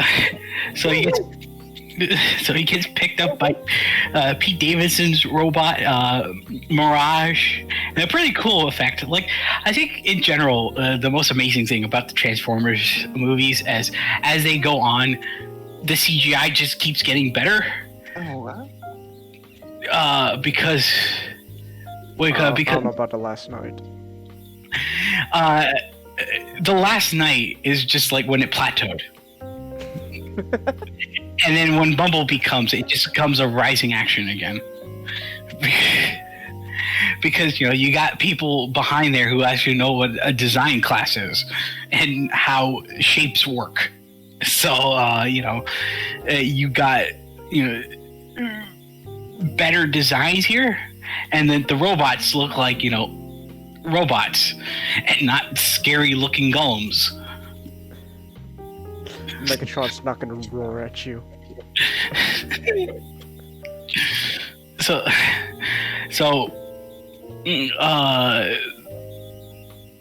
all these things happen. Like Airazor can breathe fire now, because why not? RC's there. She has a visor now. It's really cool. In short, I don't know what the hell the trailer is telling me. All right. But things happen. Possibly interesting things. I don't know. I think it's the first Transformers film that I'm actively looking forward to watching. Really? Only because it's something else. It exists on this plane where it is no longer what everyone else is clamoring to see anymore. So I'm sort of interested, sort of like how you are, Changus, watching Moonfall. I'm sort of interested in knowing, like, this is sort of like a artifact of an old age. I'm hoping that it is good, just in general, but whatever happens is going to be far more interesting than what we're getting now. So it's like, I'm excited to just walk into the theaters just to see whatever the hell happens. And so I am going to talk about a bit of the BTS, the behind the scenes discussion. So oh boy, let me just describe this right now. So this movie has like 5 credited screenwriters. Yeah. Okay. So let me just go back and let me just say this in words that everyone can easily understand. This is a very normal thing in Hollywood. I'm not saying it's a good thing, but it's a very normal thing. Because movies like these, they're not being made exactly when they're being confirmed. So like our very young 65-year-old boy Lorenzo didn't went up in 2018 is like, we're gonna make the movie because Bumblebee was such a huge success. It's like, no, they were always going to make a movie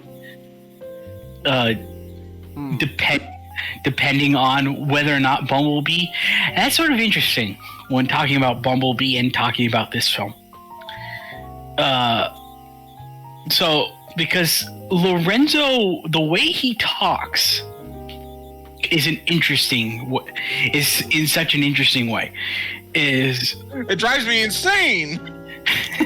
He's very non-committal, first of all, but second of all, he very much is in this idea of Bumblebee is its own thing.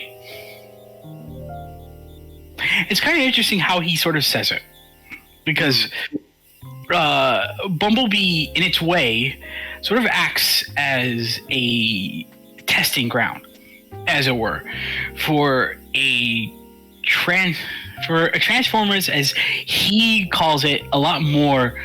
The tone is a lot more, different, and the feel for it is a lot more different than what we've gotten. So, with Bumblebee and with that tone sort of supplanted, he then now calls like Rise of the Beast the first part of a planned trilogy. So Bumblebee to him was just sort of like this interesting thought experiment of, can we make Transformers but with a different flavor to it? Well, yeah, you can. Yeah, there's a success there. So I mean, not just that, Lawrence is often thinking from like the perspective, like, just some Hollywood producer who doesn't care about anything other than, okay, so if we do this, is it gonna be successful? And it was like, okay, but like, everyone else would go, well, yeah, it's been done before how many times now, and like how many different versions of Transformers? It's not a new thing, Lorenzo. Well, the long and short of it is, it made a profit. It's one of the lowest grossing films of the franchise, but it made a profit. So that tells him, there's money to be made in this direction.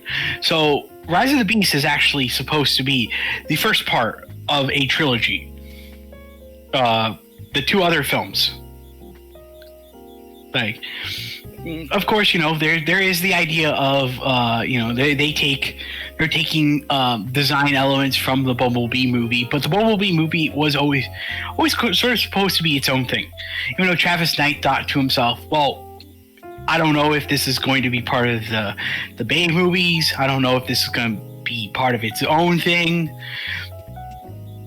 That's largely because a lot of Hollywood isn't really forward thinking, so they kind of make movies within the moment, and they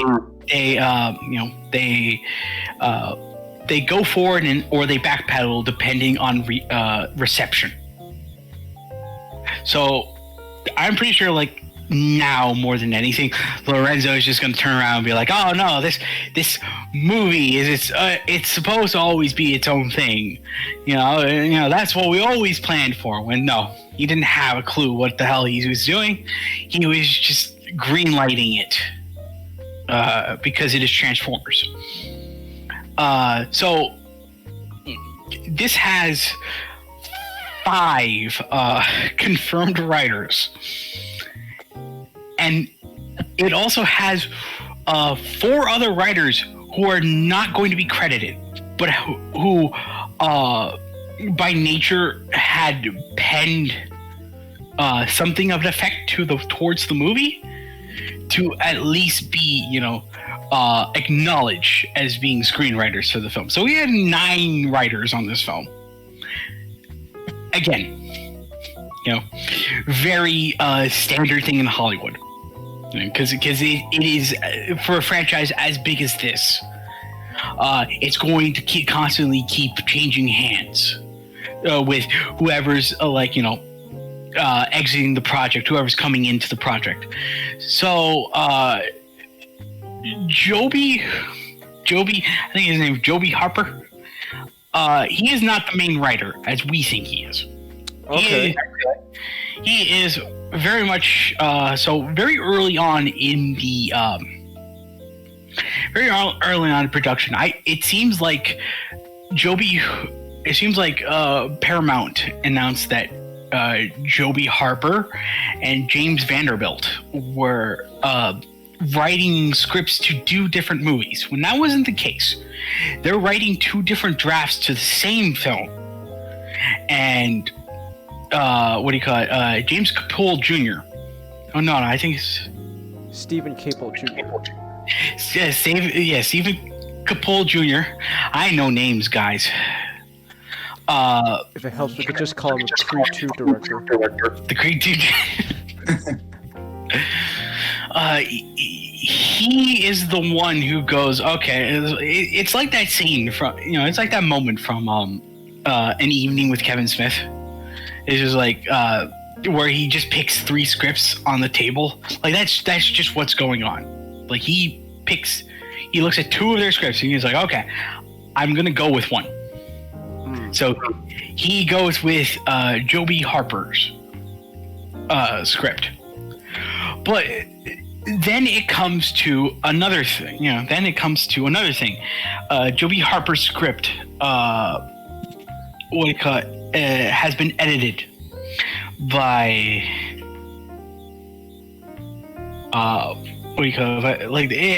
a new draft has been completely rewritten by others. I wish I had the Wikipedia article in front of me to know what their names are, but his name is Joby Harold. Joby Harold Harper. I know names. I am the king. You're the king. So good. They brought in Darnell Mettler and Josh Peters. Just come write a new draft of the script.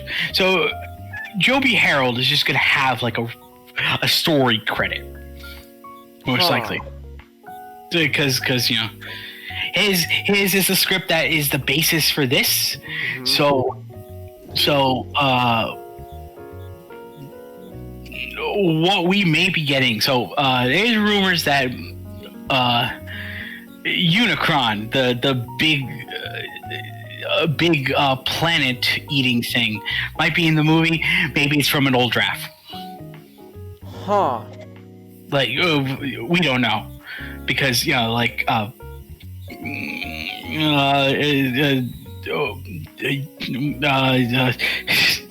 Paramount is really protective of this sort of thing.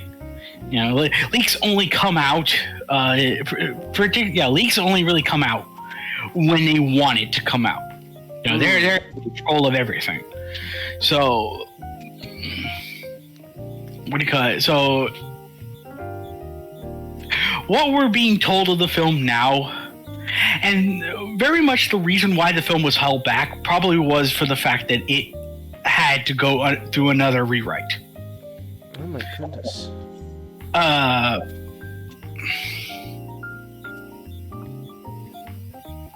It's insane. I will admit, but I think in general,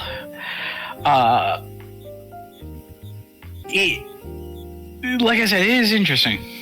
Just like I want it to be good. Yeah. Deep down inside, because I know if it is good, you guys will be happy.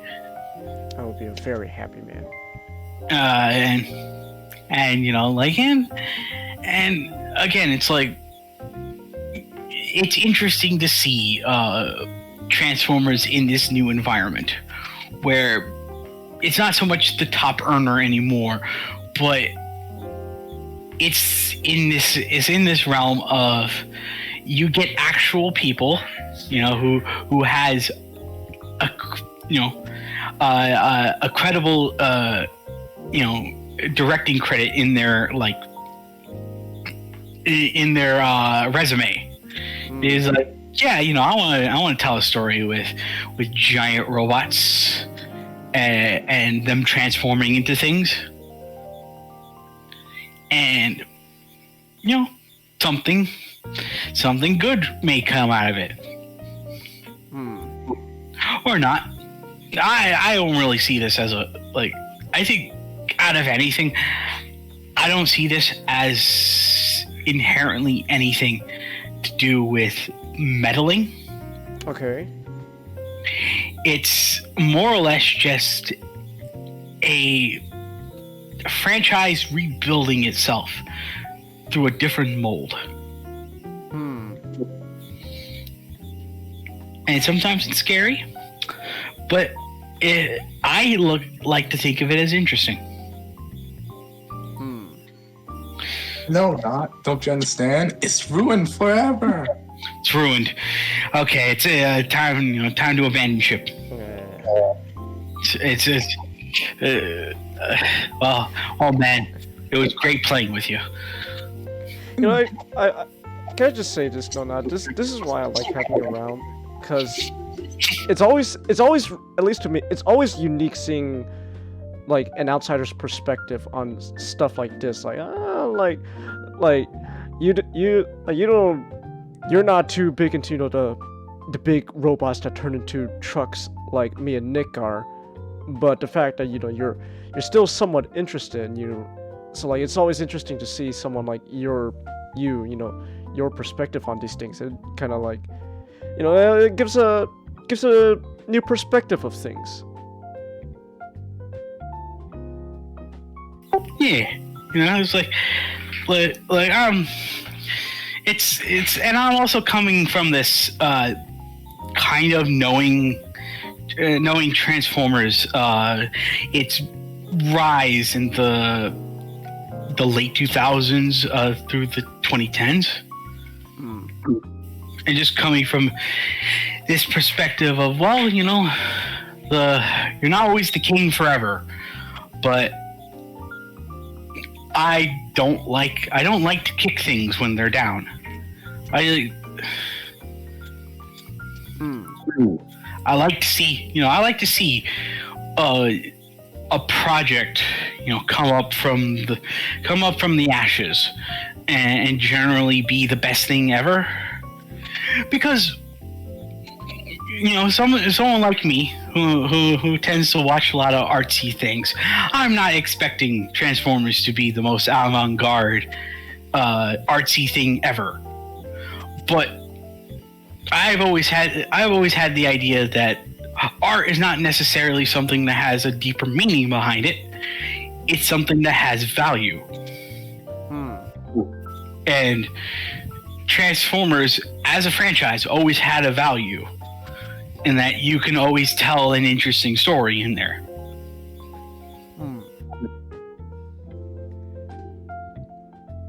Alright. Also, I disagree. Everyone knows Transformers: The Last Night was an avant-garde student film. Well, you know, that's why I couldn't, you know, get a hold of the Nitro Zeus edit. How did Pointless Hub describe Age of Extinction again, though? I don't think he described Age of Extinction. I don't think he described like Age of Extinction in such a way like like The Last Night. But I like to call it, the experimental like surrealist film, because there's a point in that entire film where Marky Mark has to talk to the boyfriend of his daughter, and there's this entire like kind of philosophical debate where he's not cool with a guy who I don't know how old he is, because the movie's playing coy to that effect. It's very challenging.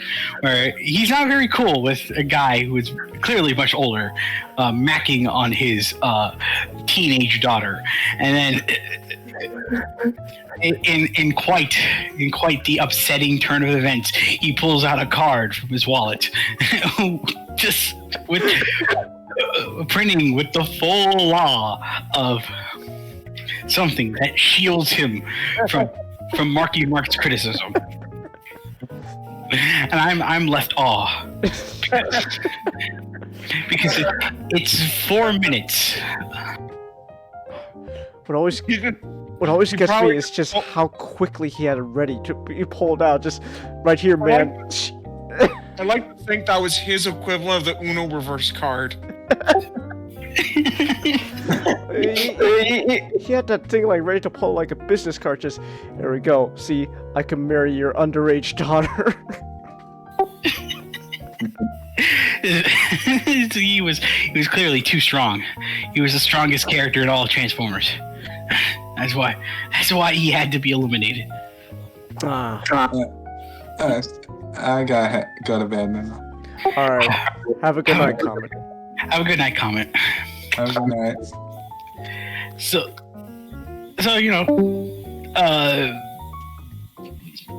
Transformers: Rise of the Beast. I will say one thing. What do you call it? I kind of like how there is a less like I think as these new movies are coming out, I think maybe more so because of being around, just being around you guys and sopping up a lot of the franchise through osmosis. I'm kind of glad, I recognize, the robots in this movie. Everything. It's not like the old films where there's just a ton of robots and I'm like, wait, who was that? Oh, he's dead. Okay. Whoa, who's that disgusting creature? Oh, that was Wheeljack. Oh my god. Why does he look like Albert Einstein? I was about to fucking pull that picture up, Jenkins. I thought you were going to say, what is that disgusting... Sorry, I thought you were going to say, what is that disgusting creature? And why is he French? No. Jenkins, you were saying it as soon as I was about to fucking describe it. As I was typing it. As I was typing it right down. It's just, oh god, what is that creature? Oh, that's Wheeljack. Why does he look like Albert Einstein? Don't pay attention to it. He'll be dead in a minute. For some reason, this disgusting guy is supposed to be this guy. Oh my goodness. Wheeljack's decided Dark Moon actually offends me. That actually offends me. I used to thought that the mustache that on his face was his teeth. I'm like, why did they give him such like... Oh my god, that's worse. Oh my... Actually, it kind of looks... Changus, if you think of it as teeth, it's worse than Skids and Mudflap. I'm getting worse ideas from this than Skids and Mudflap. Oh my goodness. God, it's so disgusting. there's a general sense of in Dark of the Moon where Optimus kills like not only like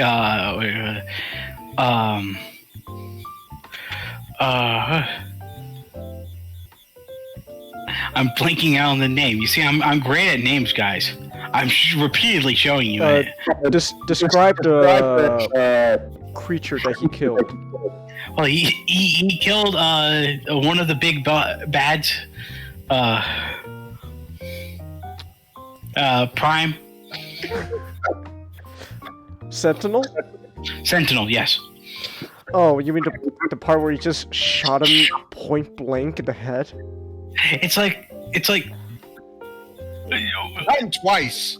Yeah, you had to double tap that. Good, like I think like rewatching Dark of the Moon just gave me this interesting sense of nihilism, where it's just where like This is the best thing I've ever heard. Dark of the Moon make you depressed.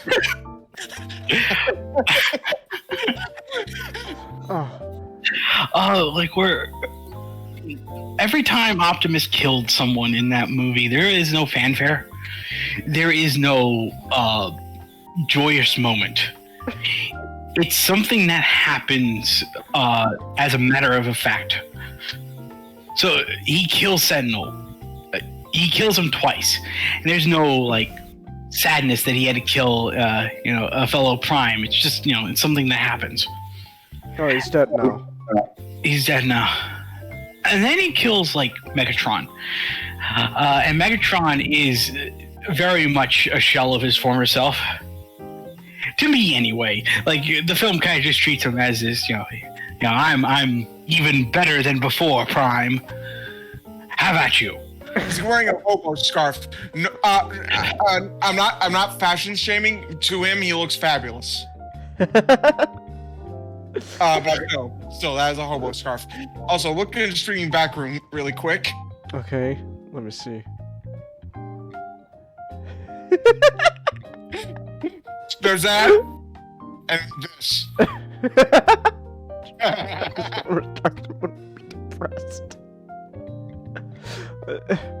I have to ask now, did you have that nihilistic feeling when Optimus just shanked Megatron's head with an axe and ripped his entire spinal column out? Yes, it's just like it's this entire scene where like, Oh, you made me into this monster. it's like this is a tiny scene where it's like If you allowed this to happen. it feels like Now my bloodlust cannot be unquenched. I'm just gonna say it. You could put this on the poster for the movie, even though it's like a decade old. But whatever, you can still put it on the poster. It's like Warner. Transformers: Dark of the Moon feels like the Transformers movie made by Warner Herzog.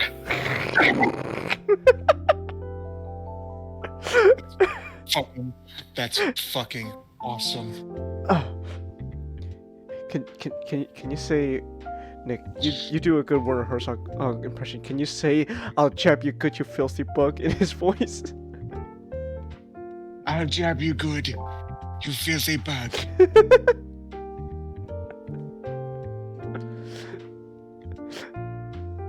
That's amazing to hear. Not.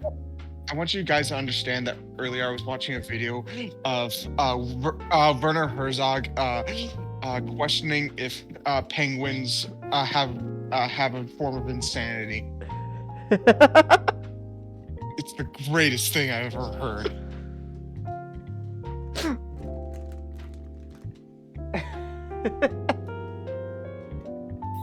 Because it feels like at the moment where like Optimus just kills Megatron, it's no sense of victory. It feels like a sense of obligation. And at the end, there is no fanfare, even though I'm vaguely supposed to feel happy. Because, there's always the narration Peter Cullen says at the end of these movies. It's supposed to rally everyone, but at the end, I kind of just felt like, Optimus has. I'm gonna be honest, I felt the same way my initial viewing. Okay, so Dark of the Moon was the first movie I ever saw in theaters that made me go, I don't know if I like this. And then you saw the experimental surrealist film, Age of Extinction, and that's when you go, oh wow, they really took it a direction I didn't like. Actually, I kind of went out of Age of Extinction, gave it as I was mildly entertained. It was somewhat entertaining. And then last night happened. Avant-garde film last night. That was the worst movie of all time I've ever seen. And then Last Jedi came out. Ooh. Last Jedi broke me. And then another movie came out, which shall not be named. Guys, get this. All right, so my birthday, all right? Okay. Happy, And then Last Jedi comes out. And then my family takes me to see it. I knew going in I was gonna hate it. I hated it. I broke my phone in the movie theater. Oh my gosh. I was so fucking mad that day. You broke your phone in rage? I dropped it. Oh. It hit a bad part. I thought like you were saying like you got so mad that you just, God, this movie just so fucking sucks. Like chucks the phone at the screen. I broke my phone, guys. It was on my birthday too. Oh. I saw The Last Jedi on my birthday. I hate it. Oh, that was not a good day. I am so sorry. Man, Drift really looks worse with Skids' teeth. You guys may hate The Last Jedi, but you didn't have to watch it on your birthday and break your phone on the movie theater. I didn't hate The Last Jedi. I know for sure though that after watching Rise of Skywalker like in theaters, I walked out just not even mad, just empty. Just that was a movie. That was my reaction. Transformers Rise of Skywalker is the most movie ever. Thank you, Gutanka.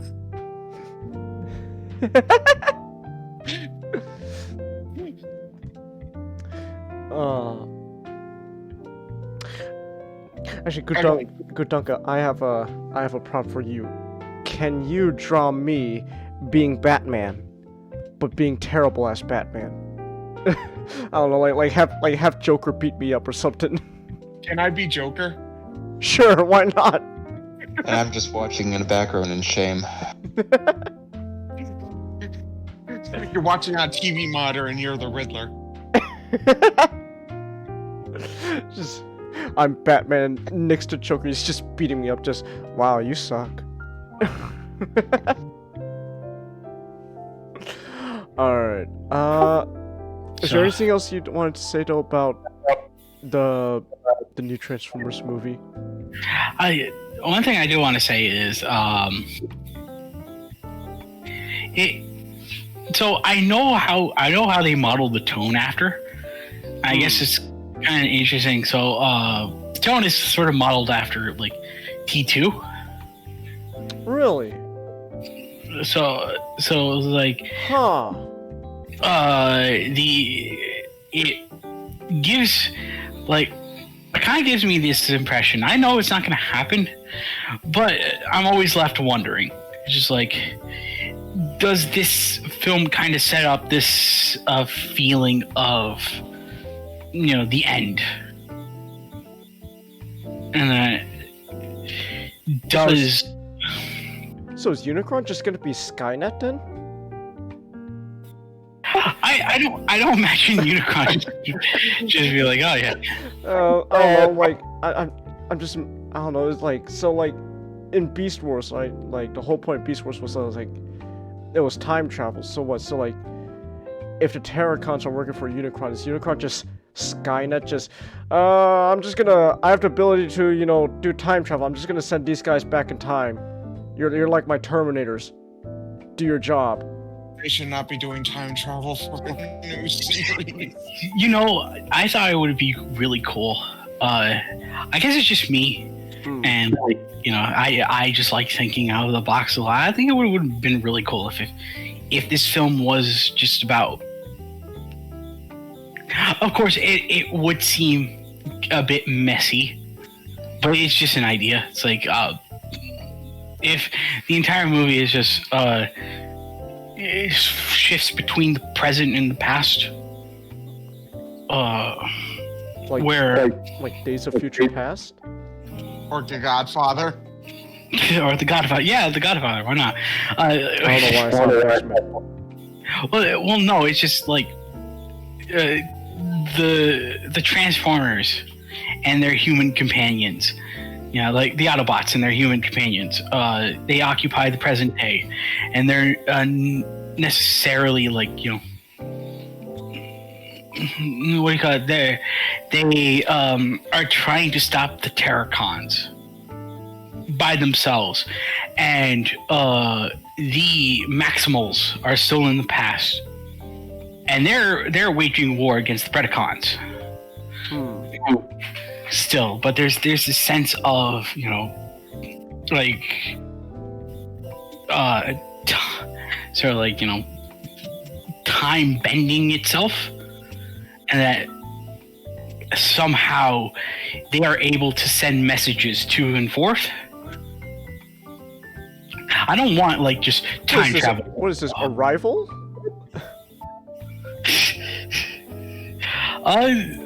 Sort of.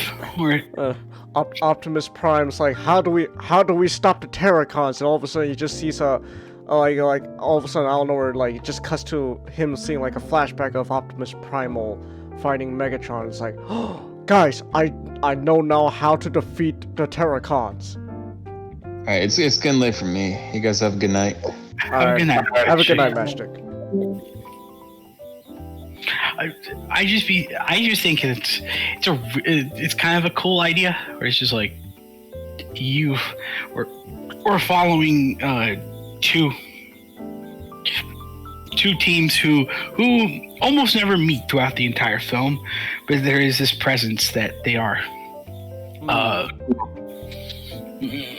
are connected. That's pretty cool. I do like that idea. I don't know if I think it's like something they should be doing like at the moment. But I imagine overall is like with like I imagine with like Unicron, it's someone who is not going to be the big bad of the movie, because like if this is going to be the first part of your trilogy, why are you gonna blow your load early?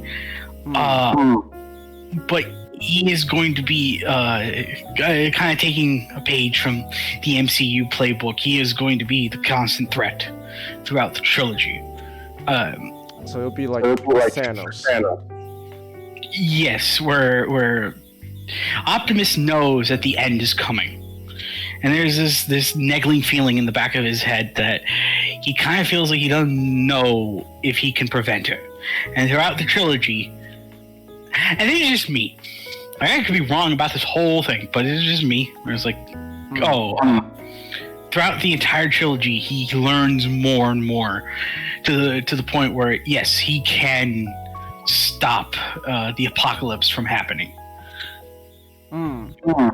He's very well equipped. I imagine, you know, the Decepticons will show up in the sequel.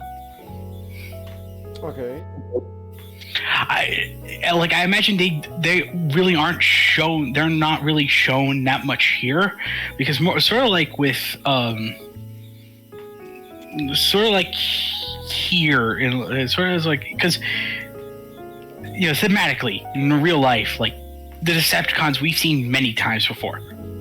So it's like they don't really want to be like, okay, here's the Decepticons again. Here they are. They're doing evil stuff. It's like I imagine they are going to be a presence, just like in Bumblebee.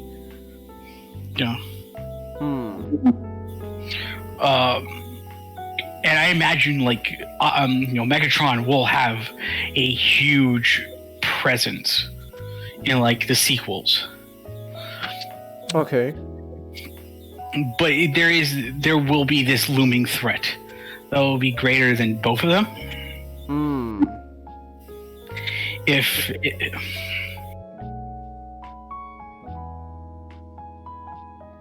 Okay. Not gonna lie, when you put it like that, maybe it's not so bad. Like I still would have rather preferred if really Unicron already. But like if it's like I guess like from your perspective, I guess it's not the end of the world, I guess. The thing is, we're getting mentions of Unicron before Megatron even got name dropped. It's so I believe it's more. I believe it's like if Rise of the Beast does take anything from Bumblebee, is that Megatron's probably like they're probably going to retcon it where like, oh, Megatron he is still on he and the Decepticons are still on Cybertron.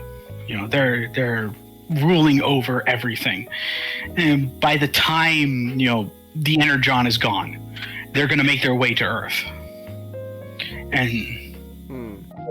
and take over.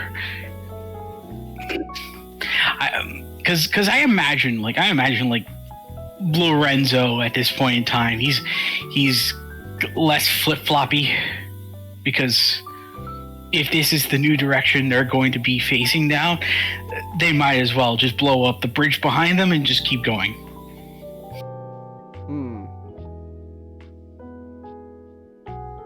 Okay.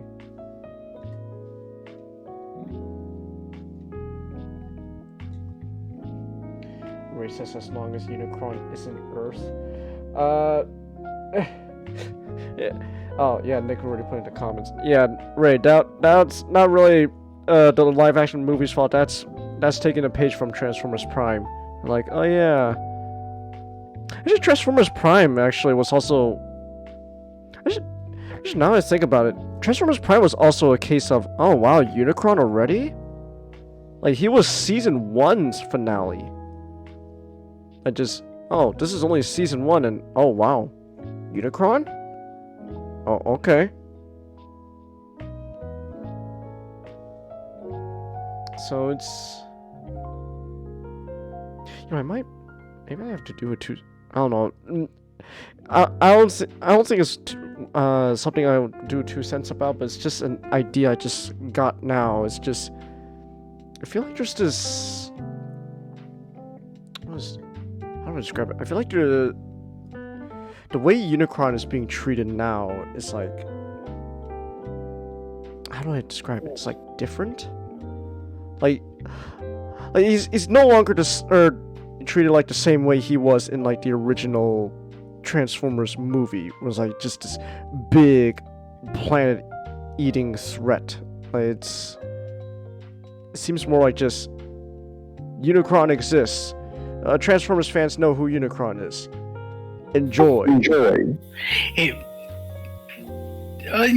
last point here is it's sort of indicative of running with the same thing for years. I don't know. Like, I guess I'm playing off my limited knowledge. I wouldn't know what's bigger than Unicron, if there's any threat bigger. And so, a lot of these franchises outside of the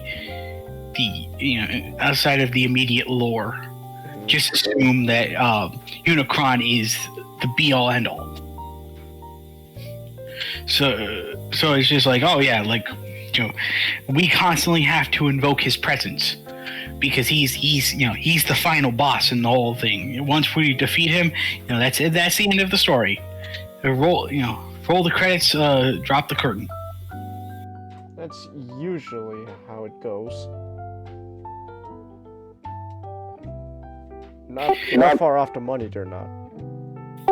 So it's like he's not going to be beaten in this movie unless they are willing to be daring and try to introduce an exclusive, huge, big bad In the movie. In the movie, a new creation, and I don't imagine they're going to create a new one. That's interesting.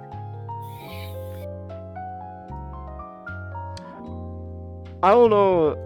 I feel like if they do that, I don't think it would be something that I would like, more just something I would go.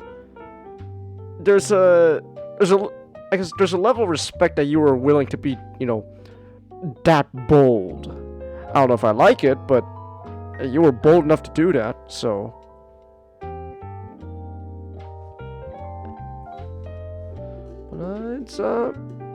But it's something. Overall, though, I just want this movie to be, good and successful, etc. I never want to wish upon, a movie to fail.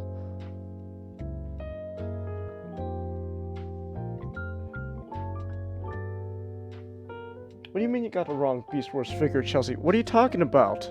Chelsea, you got an actual official Black Arachnia figure. Yeah. Which is the masterpiece figure.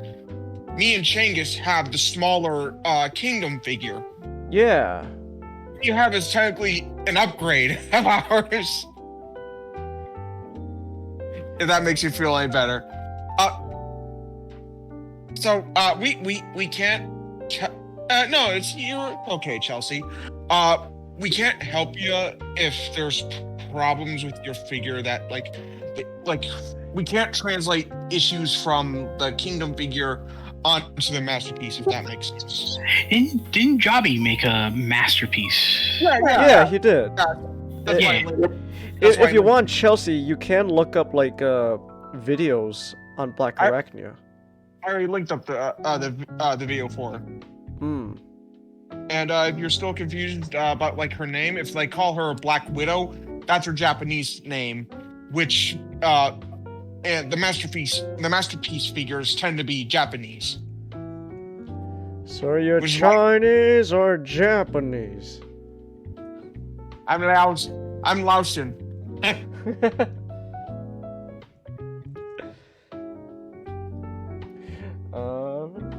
Alright. Is there anything else though you wanna say though now? Oh, no, I'm pretty comfortable. You're very comfortable? Alright then. Okay, so I guess with that said then, we could move on from Transformers now. All I know is I'm worried. I don't know what's happening, and I'm scared. Like I said yesterday in the lunch break, I am going to be optimistically cautious. I want to be optimistically cautious. I'll be optimistically cautious for the both of us. Anyway, we got some announcements for some Bahamut variants. Oh my gosh. Bahamut Hunter World. Okay, let's move on now. Alright. Alright. I'm going to fucking mute you, Nick. Bahamut Homemade Climate 5, Bahamut Stranding, Bahamut Evil 2 Remake, Super Smash Bahamut Ultimate, Bahamut Scope, Hikamet, and Bahavi. Bahamut Mania Plus, Bahamut Good and Evil 2, Bahamut Punk 2077, Bahamut Creed's Destiny, and the one where everyone's gonna play as the girl. Bahiro Reignamat trilogy, Bahamut 2, Megahamut 11, Blaze Hamut Cross Tag Bahatl, Bahamut 76, The Bahasam Adventure of Captain Bahamut. It's Bahamut Toads, Bahamut and Command and Mutt. Revival for the Bahandroid, Red Dead Bahamut, Bahamut Skull 6, Bahamut Emblem 3 Houses, Ghost of Bahamut Asia, Last of Bahamut Part 2, Bahamut Wolf Chaos XD, Neomut 2, Bahol Calamut 6, Bahamut Link, Tales of Vesperamut Definitive Edition, Bahamut Field 7, Bazora Horizon 4, Bahifa 19, and even more to be announced at this year's Baham Awards. Are you done? Yeah. Okay. Okay. Thank you, Nick. Very cool.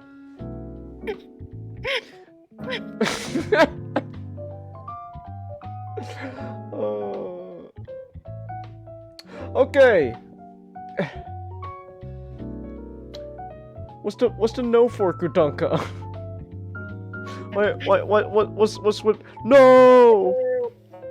Mad I continue with the whole fucking Bahamut thing. Bahamut. Oh. Okay, moving on. We're gonna talk about another movie. Talk about Blade Runner. Now I have to ask. First things first, SGD. Which version did you watch? I think all I can find was the final cut. All right. So, explanation. I did look around to try and get something close to the theatrical cut, but I couldn't find it. So it just something really quick. The theatrical cut is kind of a butcher job. Like Blade Runner, if it's not famous for creating, it's not famous for setting the groundwork for like cyberpunk, it's famous for having one of the most nefarious cases of studio meddling. So the final cut is the one that Ridley Scott actually went into, and we were like, yeah, this is what I wanted to add to Blade Runner, all of it. So yeah, that's a very good version. I think it was the final cut because reading about it, it's the only version that corrected the inconsistency with the replicant numbers mentioned earlier in the film. But I need to have a word with Chelsea for a second. Chelsea, earlier you said SGD Pangemon. How was I supposed to know you were asking what type he was? What? I said Chelsea was comparing me to Pangemon. She said, no, I just want to know if he's ice type.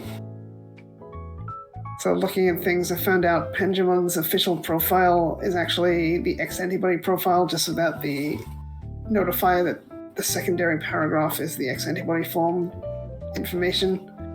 Because when they do X-antibody forms, they have the regular profile information, then an addendum and X-antibody information. The Pangemon profile is missing the addendum and has the X-antibody information. I was very confused. And Chelsea, Pangemon is not Ice type. He is Beastman type. Oh, there we go. There are no Ice type Digimon.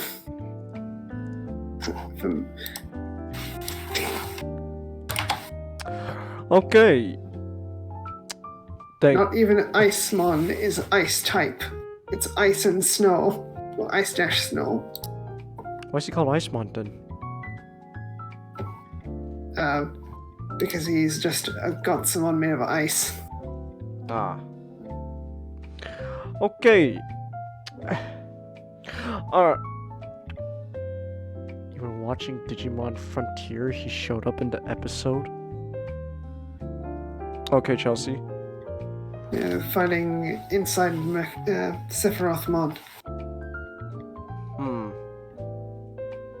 Okay. So SGD, you watched Blade Runner. So how's that? I can confidently say this is a movie, and I had a time. Okay.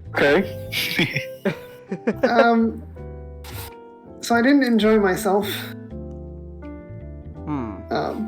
If this is the best version of the film, I can definitely see why people say it wasn't beloved back when it came out. Alright. Because the whole film doesn't feel focused. Yeah. That's true in general. That's not the version. That is true in general for Blade Runner. Oh, okay. Yeah, I expect a lot of the criticisms would be on any version of the film. Because we're introduced to the titular Blade Runner, Rick Deckard, who needs to track down a bunch of replicants, and they specifically have to drag him out of retirement. But he doesn't display a lot of competence throughout the film. He gets, the replicants get the jump on him more than a couple of times. He needs to find 4 replicants. He only finds 1 through his actual own effort. Okay. And then he does some kind of dumb things, which gets him in trouble. The second one finds him, and he's saved by someone else just happening to be in the vicinity.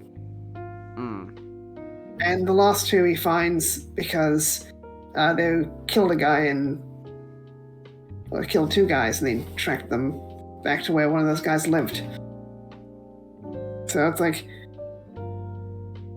like I said, we never see why is Rick just the least incompetent Blade Runner? He's supposed to be this super competent Blade Runner, but the film also is he's the least incompetent, I guess. So I guess it just comes down to what is not said is Deckard never really cared about his job. So a lot of his Blade Runner career was just him coasting till his retirement. Yeah, I find people talking about the movie, and it seems to be they like it for things that aren't said. Like, this is not a movie people could really defend for its plot. Because it feels like things are going on and they're supposed to be connected, but they don't feel that strongly connected.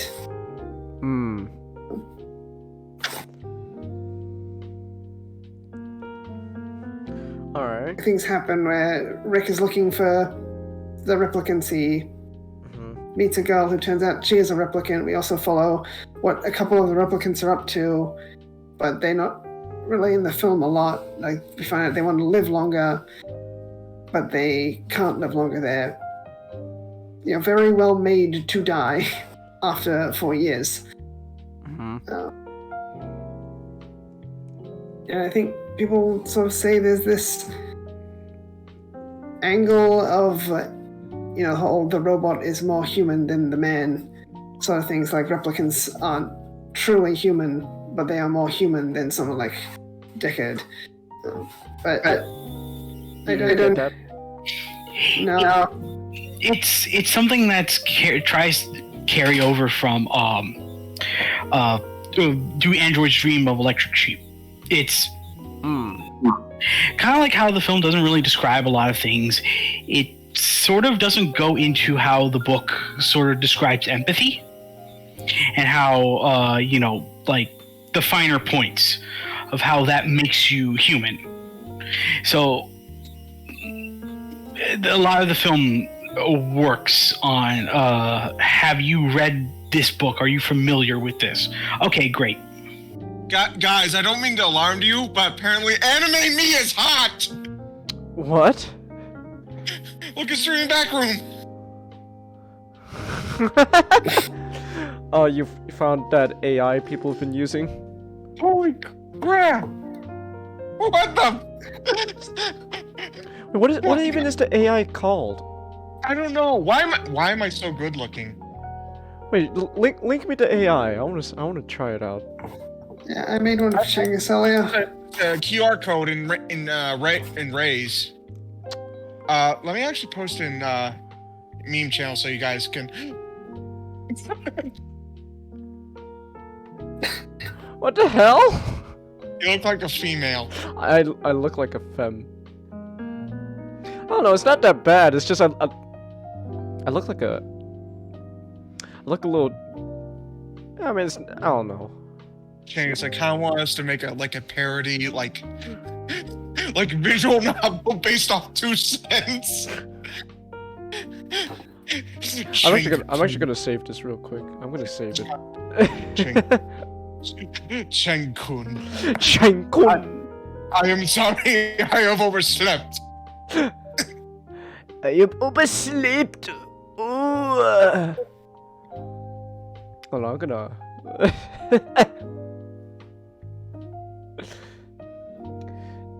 This scathing food makes me a lot of the film to me just feels like we're waiting for something to happen, and it does feel very slow. And I have praised other movies, but those movies are praised for being slow. They're slice of life, so something's always happening. It's just not plot because they're not plot movies. Also, saying if it helps, you may look female. They made Ray white. They whitewashed Ray. Yeah, I've fiddled around with the AI. It kind of defaults to lighter skin tones. Wait, shit! Did I just dox Ray? I showed it on stream. I don't know if I should have done that. Ray, wait, hold on, real quick.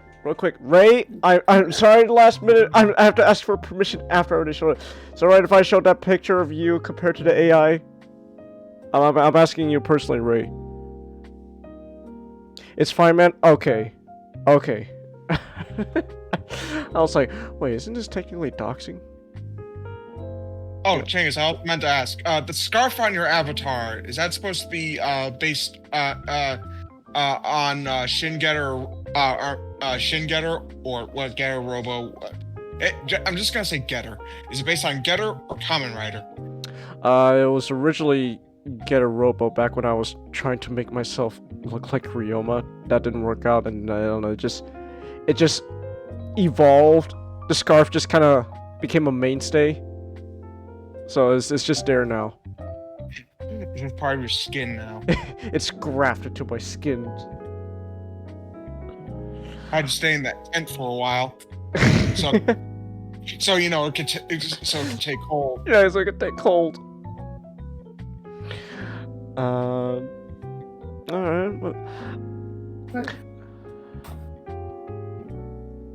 right. Yeah, it's a slow movie, like, because not a lot really happens, and I don't get bored, but it's not that I'm an easy to entertain person. It's I'm a hard to bore person, but that doesn't mean I'm entertained. Because I didn't find myself entertained by the movie, but you look at something like Alien, and I adore Alien. Alien's great.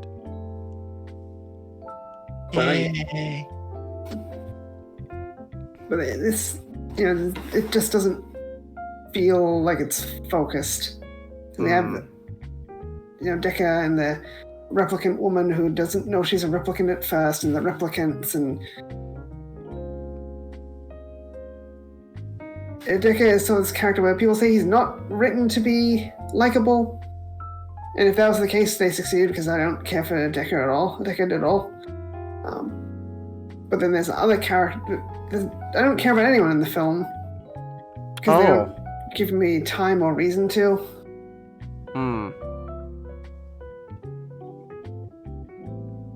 And I really don't have much good to say. And even the ending with the tears in the rain thing, that just seems out of left field. Okay.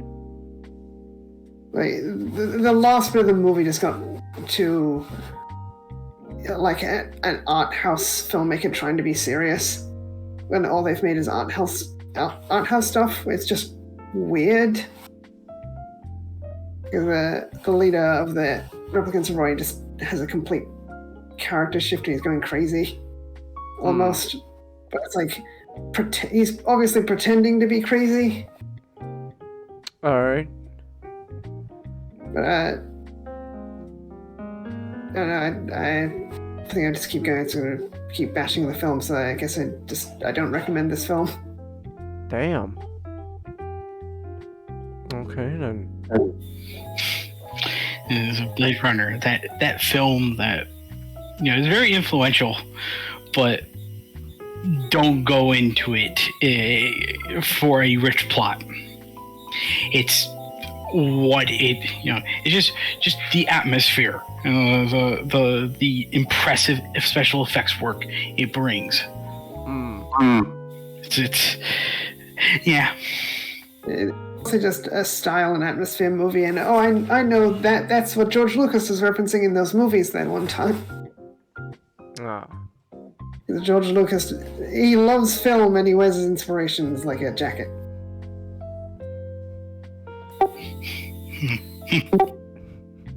I have to ask now, since you watched this movie as well, would you say then 2049 is an improvement?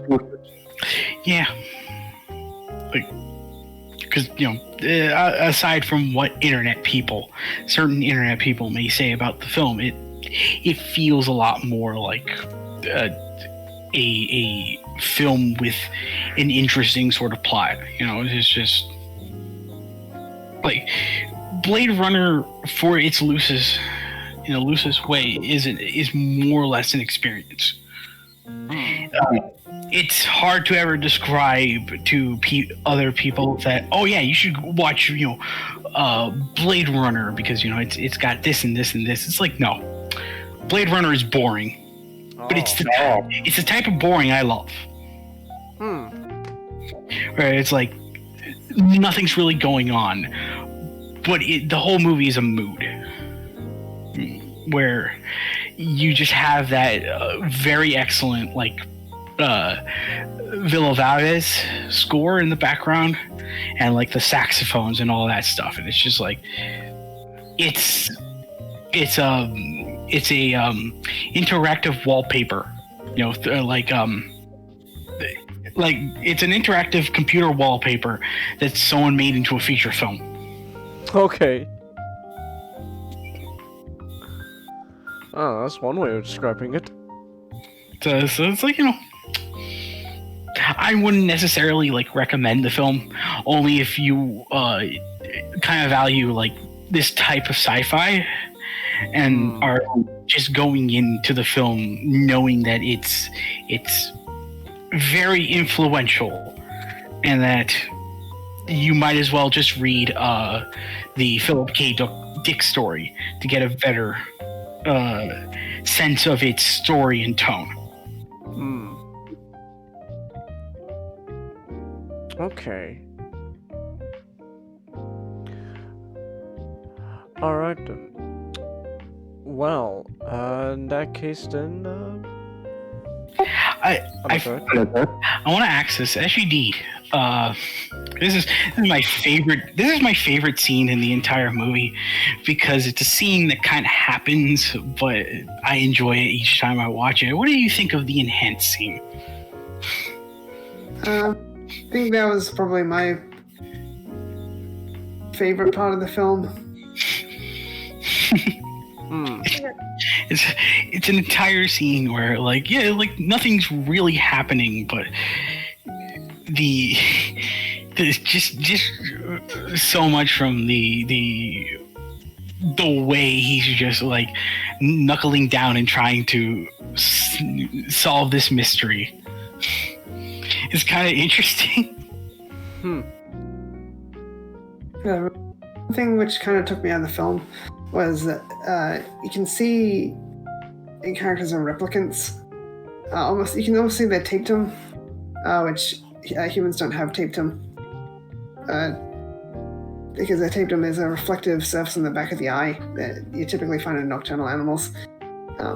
There's some that effect going on with replicants, and I presume that's strictly artistic, because you're not supposed to be able to distinguish a replicant from a human without a special test.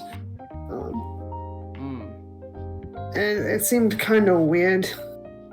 I do think the film was trying to call attention to it because there's the whole owl thing, and you introduced an artificial owl. I think owls do have tapetum, and they do scenes where you get a good look at the owl's eyes and tapetum. But it seems strange, a strange thing to have with that effect with the actor's eyes and actress's eyes. Before the test began with the girl who doesn't know she's a replicant, I could see that going on with her eyes, and that kind of gave away the twist for me. I always think it's sort of a result of like taking the what is written on paper to a visual sense. It's like, well, we need to visually tell the audience that she is a robot. So how do we do that? Well, just add that type of effect to her eyes, so it's very clear.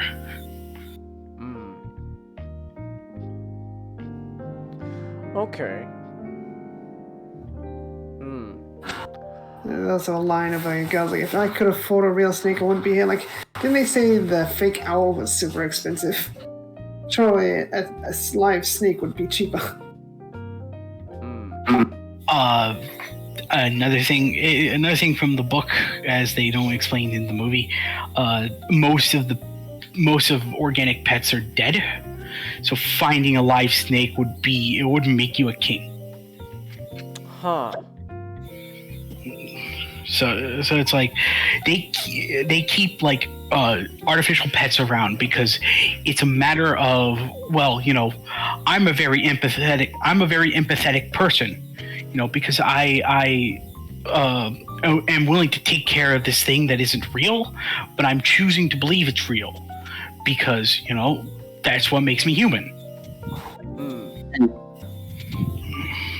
So yeah, like presumably in the movie, like pets are all dead, and there's like supplemental material around it where that does describe like, oh, the animals in the Blade Runner universe do not exist, and finding one would cost a ton.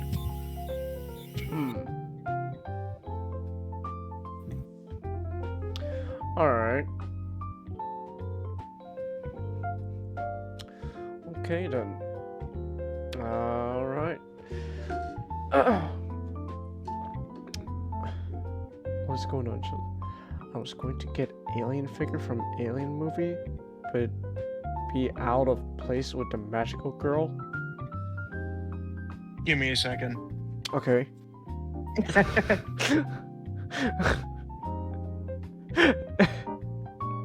All right. And Chelsea, a Digimon's type isn't like Pokemon. It's like what kind of organism they are. I know you don't know that, Chelsea, but now you do. So Pangimon is not ice type. Digimon have elements. And is Pangimon an ice element? Depends. It depends. Sometimes the ice is a thing, other times it's water because we don't have enough ice Digimon. Well, we didn't back then. Alright then. Okay. Well.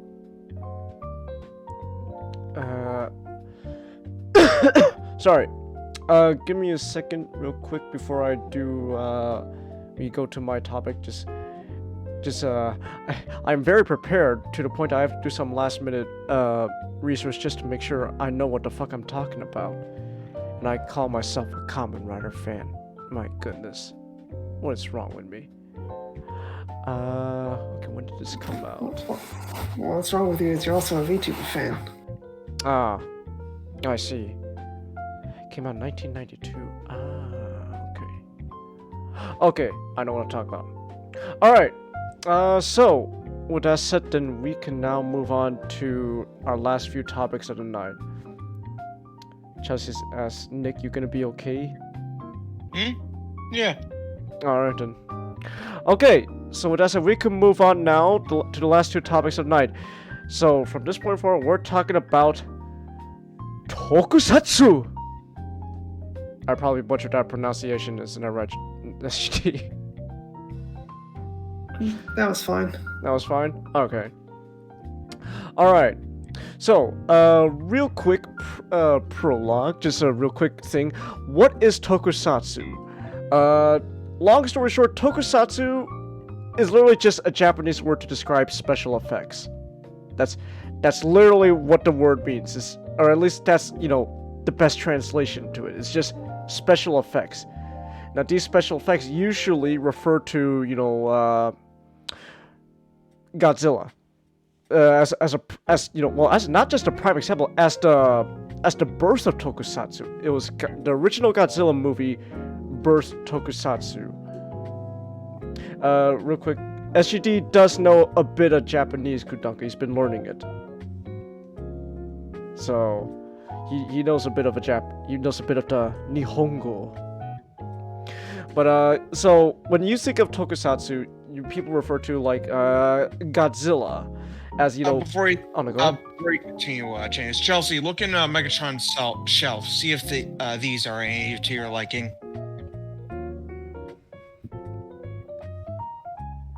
I like one of them is just like lying, like, so how was your day? I want these figures. You have no idea.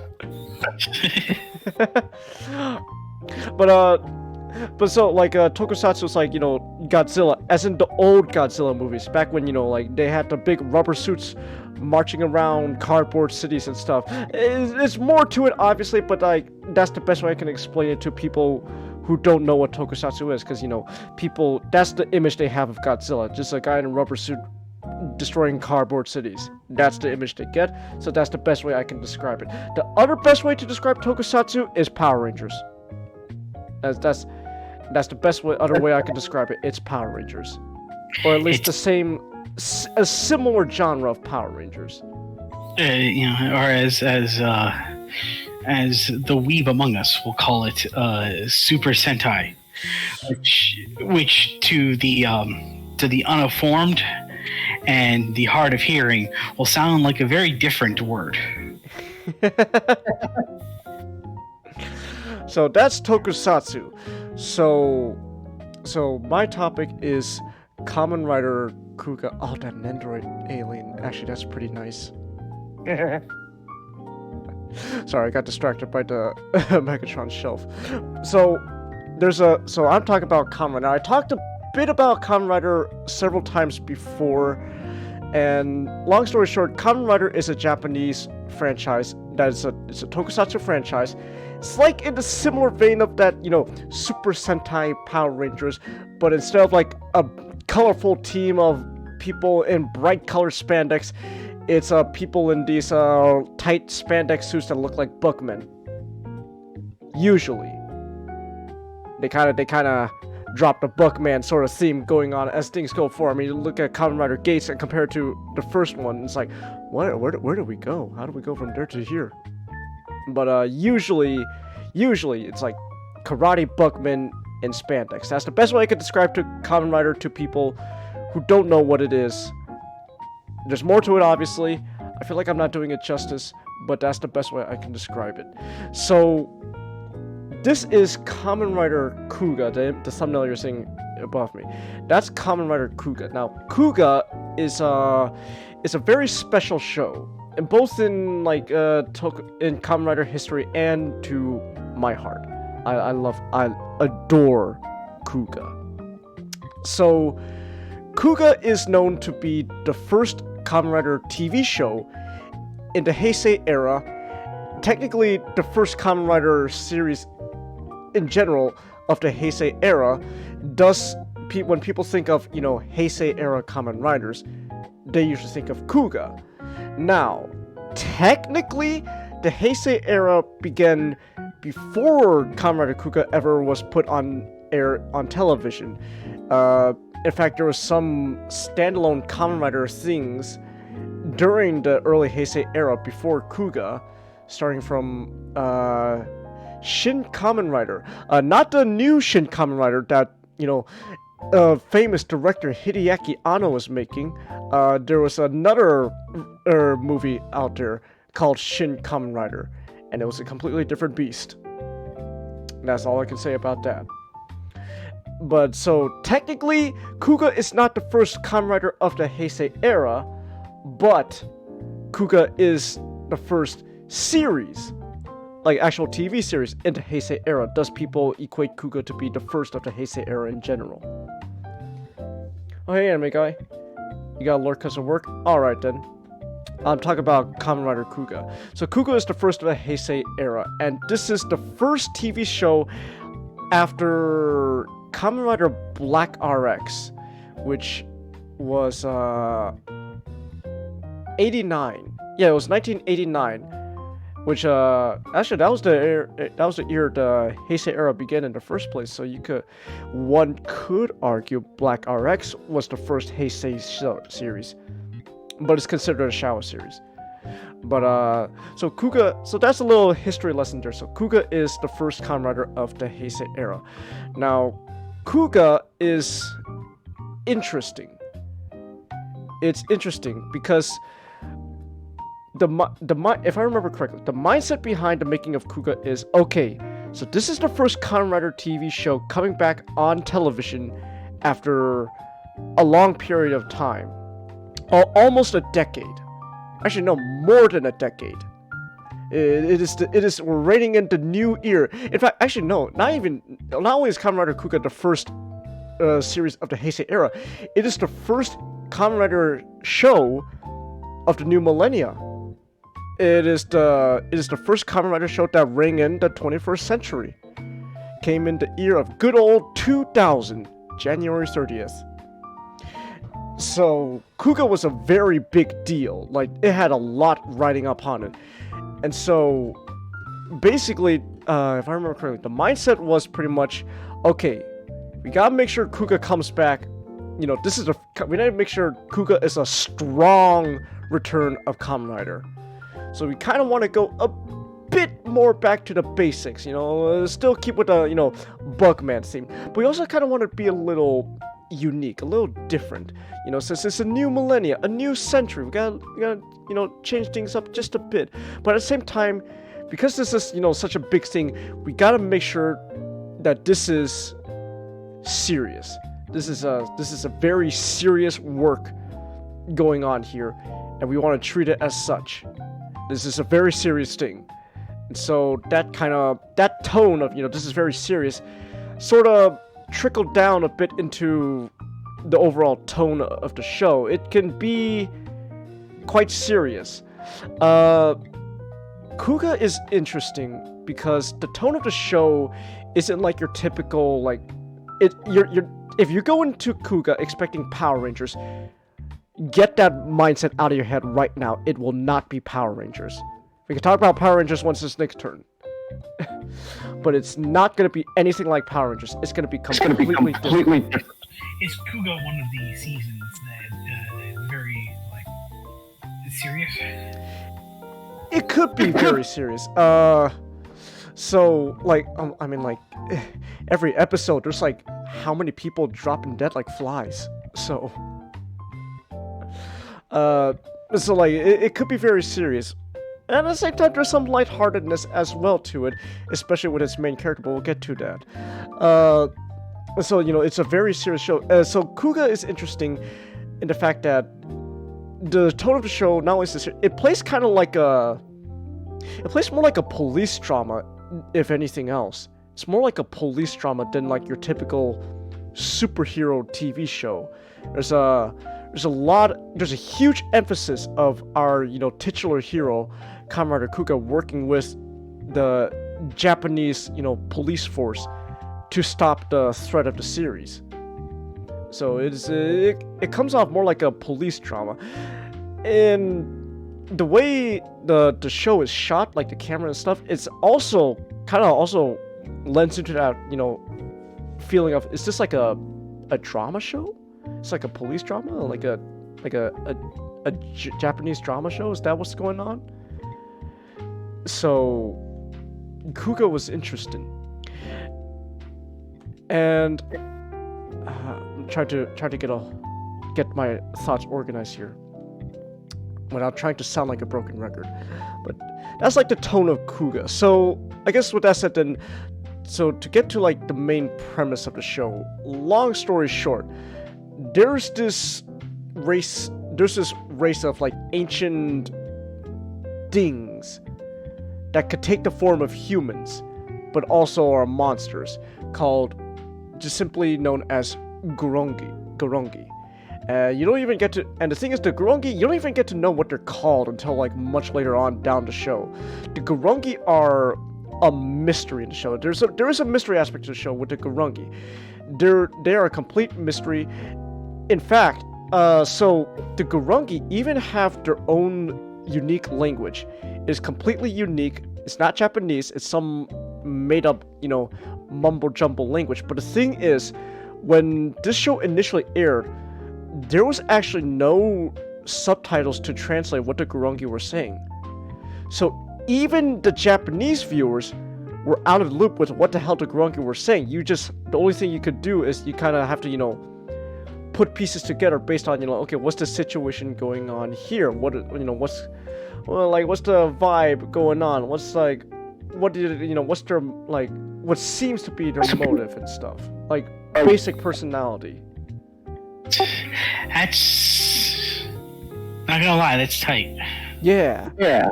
So that was such a unique thing. Even the Japanese viewers were completely out of the loop with the Gorongi. And so as the show continued, as the characters learned more about the Gorongi, the audience would learn as well. So you wouldn't even know what they were called until, the police force, I guess archaeology team, we translated, these symbols. They call themselves the Gorongi, and only then do you go, oh, so that's what they refer to themselves as. But you don't even get to know that, even in the first episode, you don't know that. So that was such a unique thing that they never really did ever again in Kamen Rider. The Gorongi were just a mystery. But the one thing that was not a mystery, though, all you need to know about the Gorongi was, for some reason, so this is still a Monster of the Week show. So the Gorongi were the main antagonists. So each week would be a new Gorongi monster that our hero has to defeat. But the basic thing that all you need to know about the Gorongi is they're killing people. A lot of people. Wow, people are dropping like flies. Oh my goodness. They are killing people. Jeez. Oh boy, here they go killing again. That's all you need to know. And Oh, Chang, it sounds like they're killing a lot of people. yeah, they did. And I guess spoilers for a show over more than 20 years old now. 22 years old now. Much later on down the line of the show, you eventually learn the reason why Gorongi are killing humans. For sport. It's a game. So I feel like the Indominus Rex, where they'll over it. Yeah, they're gonna Gorongi's gonna kill humans and then line them up, in a single file line, nice and neatly, so that way Chris Pratt can go, oh my god, it's hunting for sport.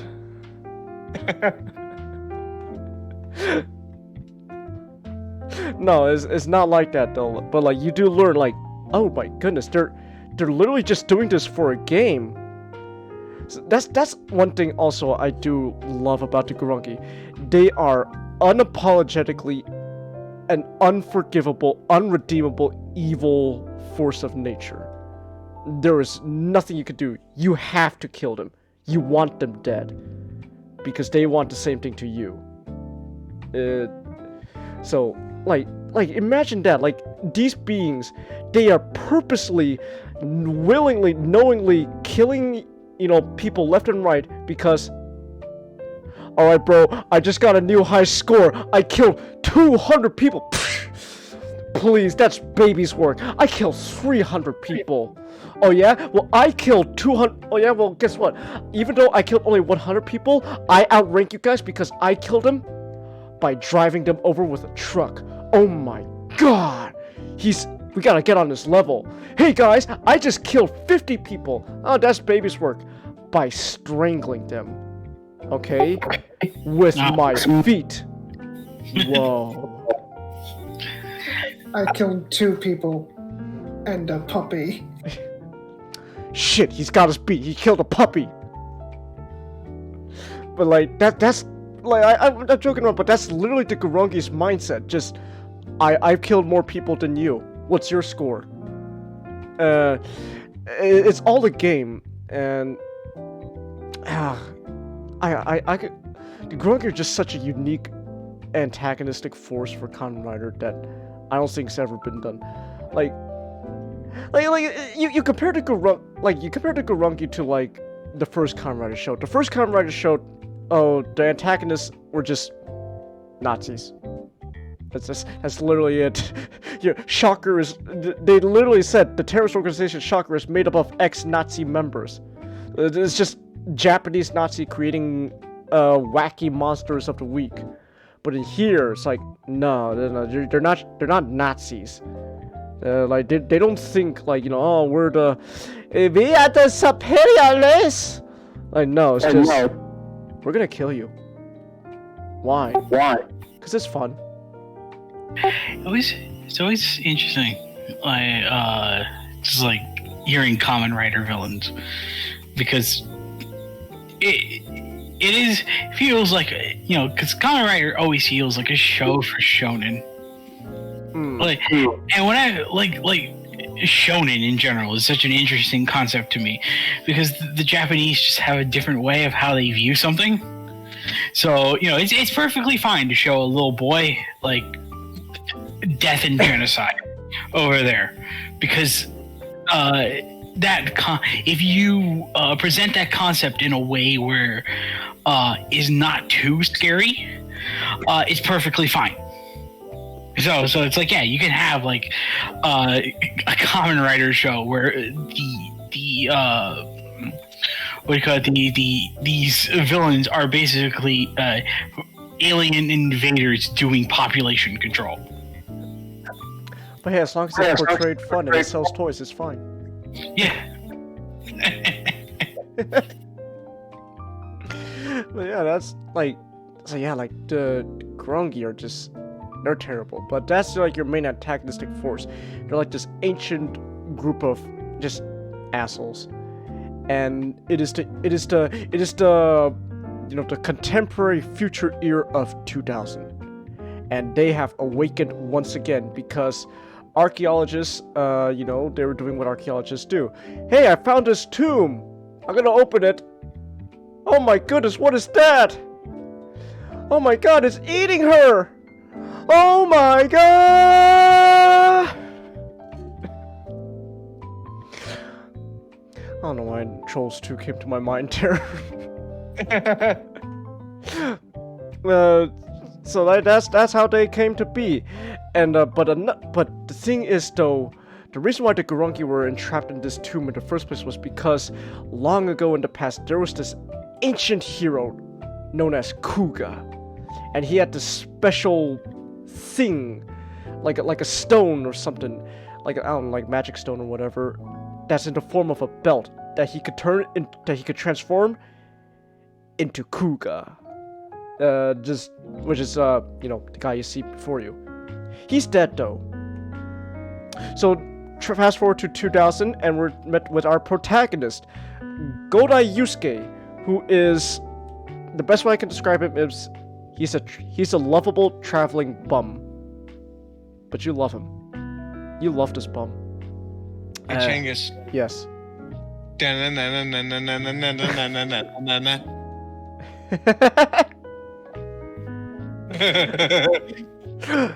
But one thing I will say though right away about Godai Yusuke. Changus, Yes. Changus, look closely at your eyes. What? Let me see.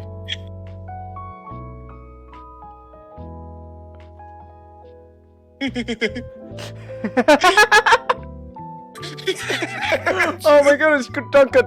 Oh, that's great. He even gave you the Wendy's cup. He even gave me the one to Chang. My favorite part about it is your eyes. they look like they're about. You look like you're about to fucking murder me. Just, I swear, Nick, I will destroy you. You will go around my house and shit in places that will leave me confused for the rest of my life. I love how the way Gudanka made the ears. It just makes you look like Mike. Yeah. Just oh, that's great, Gudanka. But as I was saying, so our protagonist Goda Yusuke, just right away, what you know about him besides being a lovable traveling bum is that he's pure. He is just a pure-hearted man who just wants to, be nice to everyone. That niceness is gonna be slowly deteriorating throughout the entire series. Nick, pretty much imagine all this horrible, imagine you came up with such a wonderful character, Nick, and knowing you're gonna put him through so much traumatic shit. That's what happens to Goda Yusuke in this show. He's such a lovable person, but then by the end of the series, he is a oh my god, Nick. Remember when the first original idea for how we would end Transformers Express, where Optimus would be so traumatized by the events of what happened on Earth that he just has to go away for a while? That's literally what happened to the main character here. He got so traumatized by what happened that he had no choice but to just I'm gonna go on a vacation. I'm gonna go travel around the world for a very long time, so that way I could find search for what makes me happy again, because I am not happy. Wow. Yeah. I thought this wasn't supposed to be a very serious job.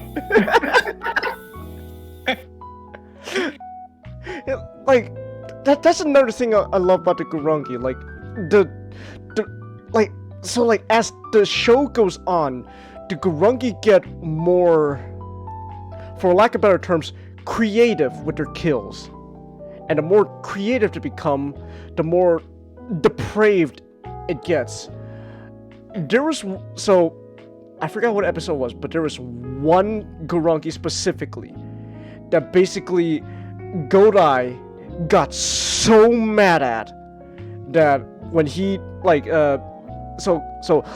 obvious, spoiler alert, Godai Yusuke, the main character, he becomes, the titular Kamen Rider Kuga. He becomes so mad at this Gurungi that when he transforms, there's no it's no pomp and circumstance. He goes Dark of the Moon Optimus on him. Oh wow. Like that feeling, not how you said, you had that feeling just, wow, this is kind of depressing. That's kind of the feeling you get, where it's just this Gurungi is so despicable that Godai, just no sympathy. I'm going to kill you unmercilessly. You don't deserve mercy. This is a man who's, in the very beginning of the show, starts out as happy-go-lucky.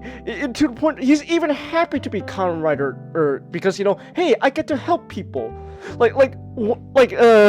Funny enough.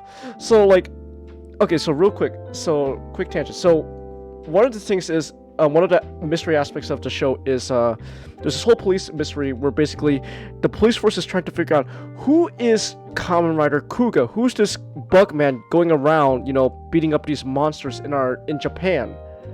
And our supporting character, I forgot his name. Give me a second. Ichijo. Oh, Ichijo, that's his name. So, Ichijo is a police detective. He's our secondary character. And when he and he had a brief encounter with Godai Yusuke, and then one of the things is in the very first episode, after Godai defeats like the main villain and saves the police detective, it's like he's like the detective, he's freaking out because like, oh my god, this is a book, man, and all Godai does is he gives him a thumbs up, just thumbs up, like you're okay, thumbs up, and just goes away. And the police detective's like, wait a minute, thumbs up, that's what that bum gave to me earlier in the day. And so by the second episode, when he literally like pulls aside Godai, like, this is official police matters, can I talk to you? It's like, mister, are you Kuga? Yes, I am. Oh, that was easy. Like, it's like, so you are admitting it. Oh yeah, I'm him. Really? What's it like? Oh, it's this incredible feeling. I don't know how to describe it, but it's something.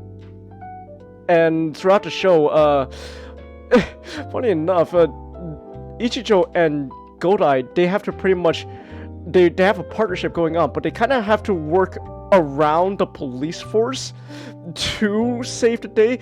Godai is being supported by the police, but at the same, he's like Batman in his early years, before Gordon and Bruce became friends.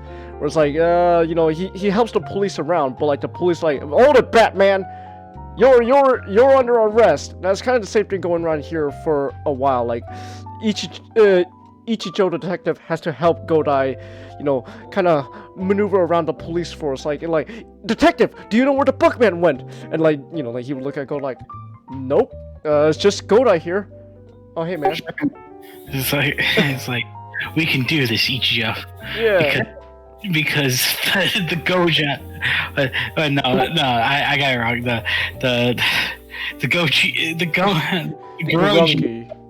The Gorongi do not have diplomatic immunity. Yeah. But that quick tension there was just to set up the fact that, like, in the beginning, he's this happy-go-lucky man. He's willing to admit, oh yeah, I'm Kuga. I guess that's what they call me.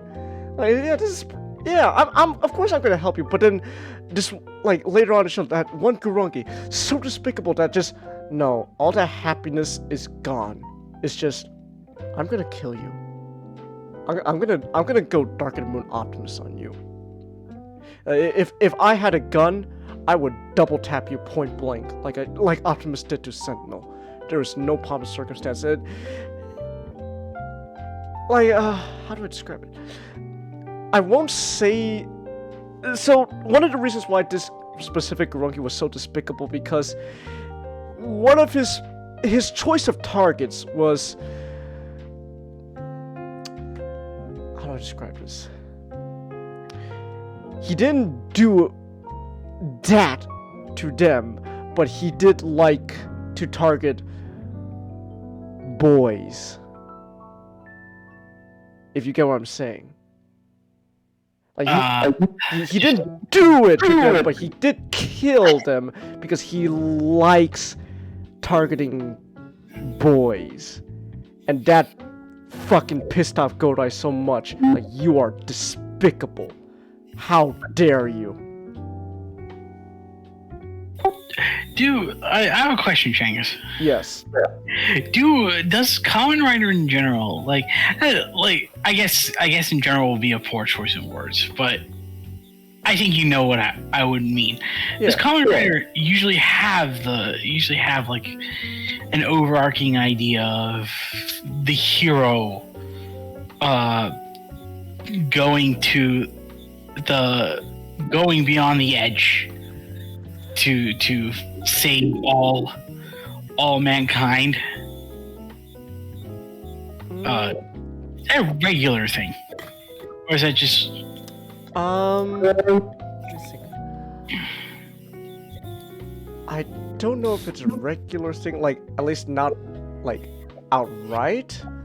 I think it is a recurring theme, themes, because that's kind of what the original Kamen Rider was kind of all about. This man going beyond the edge to save the world from a despicable evil, which is just Nazis. But I mean, then again, Nazis are despicable evil.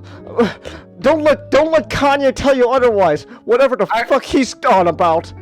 I too was about to make a fucking Kanye joke. Yeah. What the fuck? Okay, quick. Okay, I got. I'll get back to Kuko. This is another tangent. What the fuck is going on with Kanye? He's going around saying, "Oh man, Nazis were great, man." Like, Can I have what he's having? Because if he's if what he's having is making him say shit like that, it's got to be some really serious shit. yeah. What I never understand is people say like, the Nazis weren't so bad, but Jews are bad, but the Nazis didn't kill all those Jews. Okay. Okay, yeah, that's the proper reaction. Just okay. So I don't know what the hell. I guess. Oh, I'm sorry. I should have said yays on. Is because it's just going around. I guess it's ye. It's ye. Like Yee. like when you go on Alex Jones' show, and even he kind of like laughing nervous, like, oh, Kanye, that's great. All right, let's cut to a commercial break, and it's just, and meanwhile Kanye's still in his fucking mask, just going, I love Nazis. It's like, what is he on? Here he's been hanging out with Ice Cube.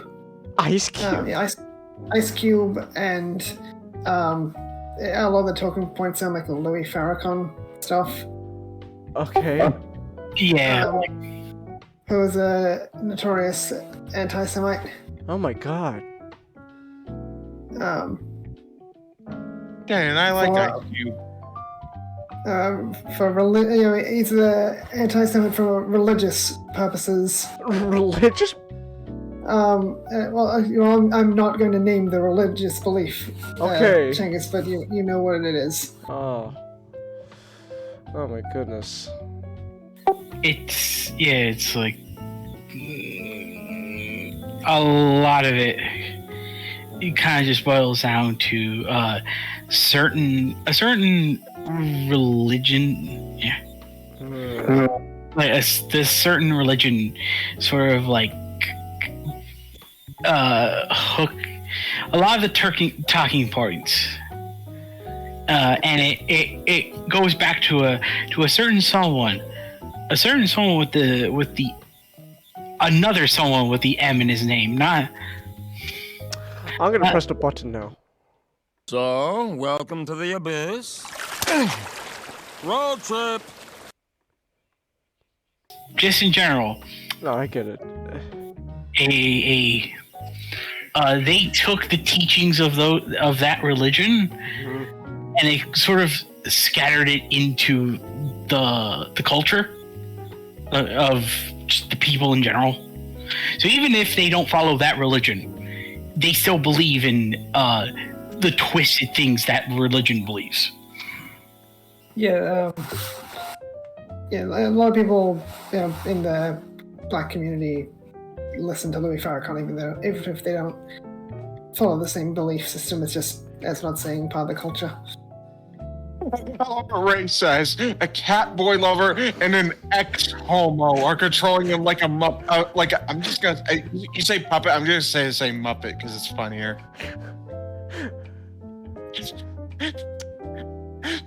But anyways, back on topic though, like I was saying though, it's kind of a recurring theme because like the original one was like a man going beyond the edge to fight Nazis. So it's kind of a recurring thing in Kamen Rider, like especially like the big bad is. Nowadays Kamen Rider isn't usually.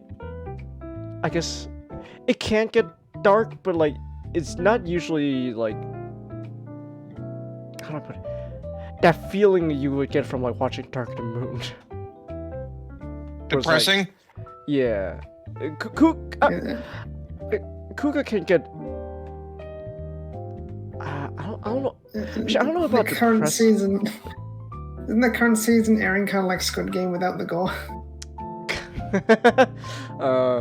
Kind of. I call it the Fortnite Kamen Rider show. But some like Kamen Rider can't get dark, but like it's kind of a recurring thing where the heroes would go beyond the edge if it necessitates them to do so. And our boy here in the show, Godai, he really does go over the edge. But here's the thing, though.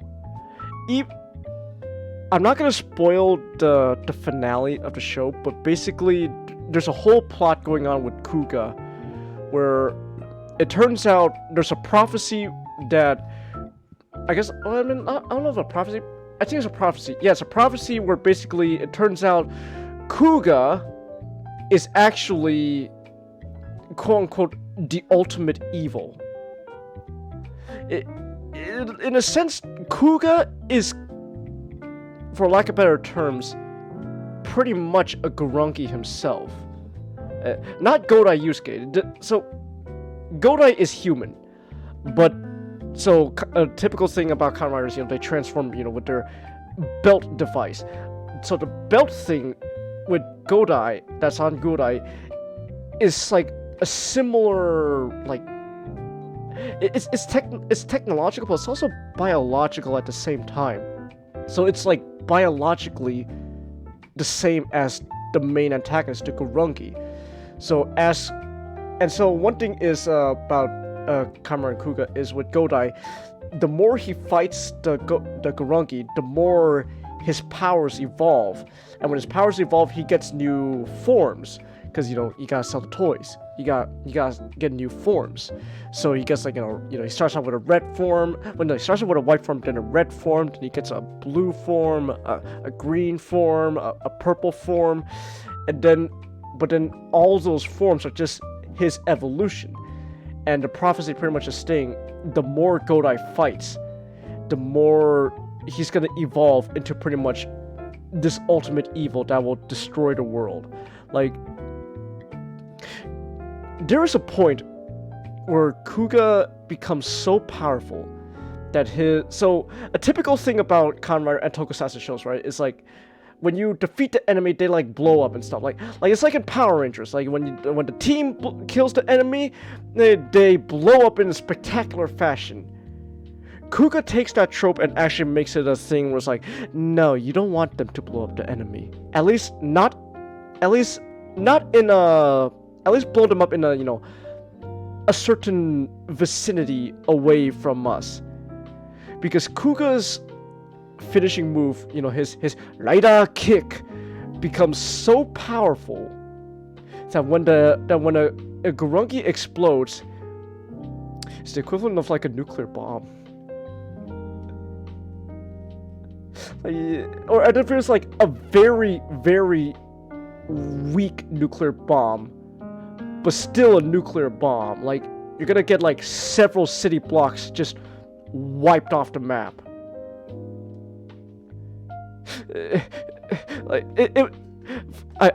Fortunately, they didn't make things worse by saying, oh man, and Godai, you killed those people in those city blocks. They were like, the police does, like the very next episode, the police go like, oh man, we were so lucky to evacuate those city blocks.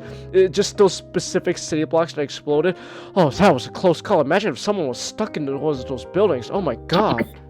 Don't worry, Goda. You could see their parachutes. But like Godai has become so powerful that his kick will it's like a really miniature but weak nuclear bomb, but still like a nuclear bomb. It's very powerful. And so like it gets to the point where Godai's powers become so destructive that his like final form that's supposed to be like the ultimate evil, we never see like his like finishing like move that like spectacularly kills the enemy in spectacular fashion, because all we know is if he does like his rider kick in that form, he could potentially destroy the world. He becomes that powerful. Like, imagine if Superman like was like pretty much like sunbathing in the sun for so long that just like a single punch on the earth from Superman will destroy it. That's kind of what's going on with Kuga. He becomes that powerful that he has to when at that point of the show when like he becomes that powerful, big plot point is Godai needs to learn restraint. He's gotta think smartly about like where he's gonna finish the enemy, how he does it, etc. And a lot of that does, come in with the police's help. But as the show goes on, like Godai, the more he evolves, the more he fights, the more he's becoming closer to his ultimate evil, the more his happiness, what made the happy-go-lucky Godai we saw in the episode 1 is draining away. But the thing is, here's what I love about Kuga though. The thing is, even despite all that, and despite the ending that I told you guys where he becomes so traumatized and depressed that he has to like go away on like a vacation like for a very long time, he still retains his humanity. Because that's like one of the essential themes that was in the original Kamen Rider, the idea of humanity and the loss of it, while also the keeping it. Like how in the original Kamen Rider show, major theme was because I forgot his name, so let's just call him Sega Tanjiro. Became a cyborg. He feels he lost his humanity because his body is not human. That's a cyborg body. That's like robotic gears and pistons and all that. That's not human. He can't like, he can like brush his fingers through someone's hair, but he can't feel it because that's not his hand. So there's a sense of loss of humanity. But I think that's what's incredible about Kuga is, at the end of the day, it kind of had the sort of a similar thing, like, but also the opposite. Because at the end of the day, despite Godai still going through all that stuff, he still kept his humanity. He showed enough restraint that he could become that, he could evolve into that final form that's supposed to be the ultimate evil.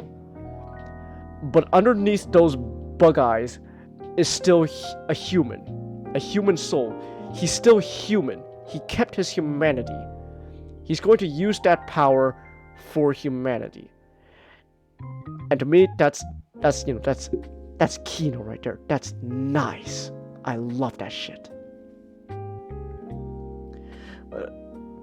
So overall, like, Kuga is just, it's a show, but it's a good show, and I honestly think I think it's a pretty good place to get into Kamen Rider.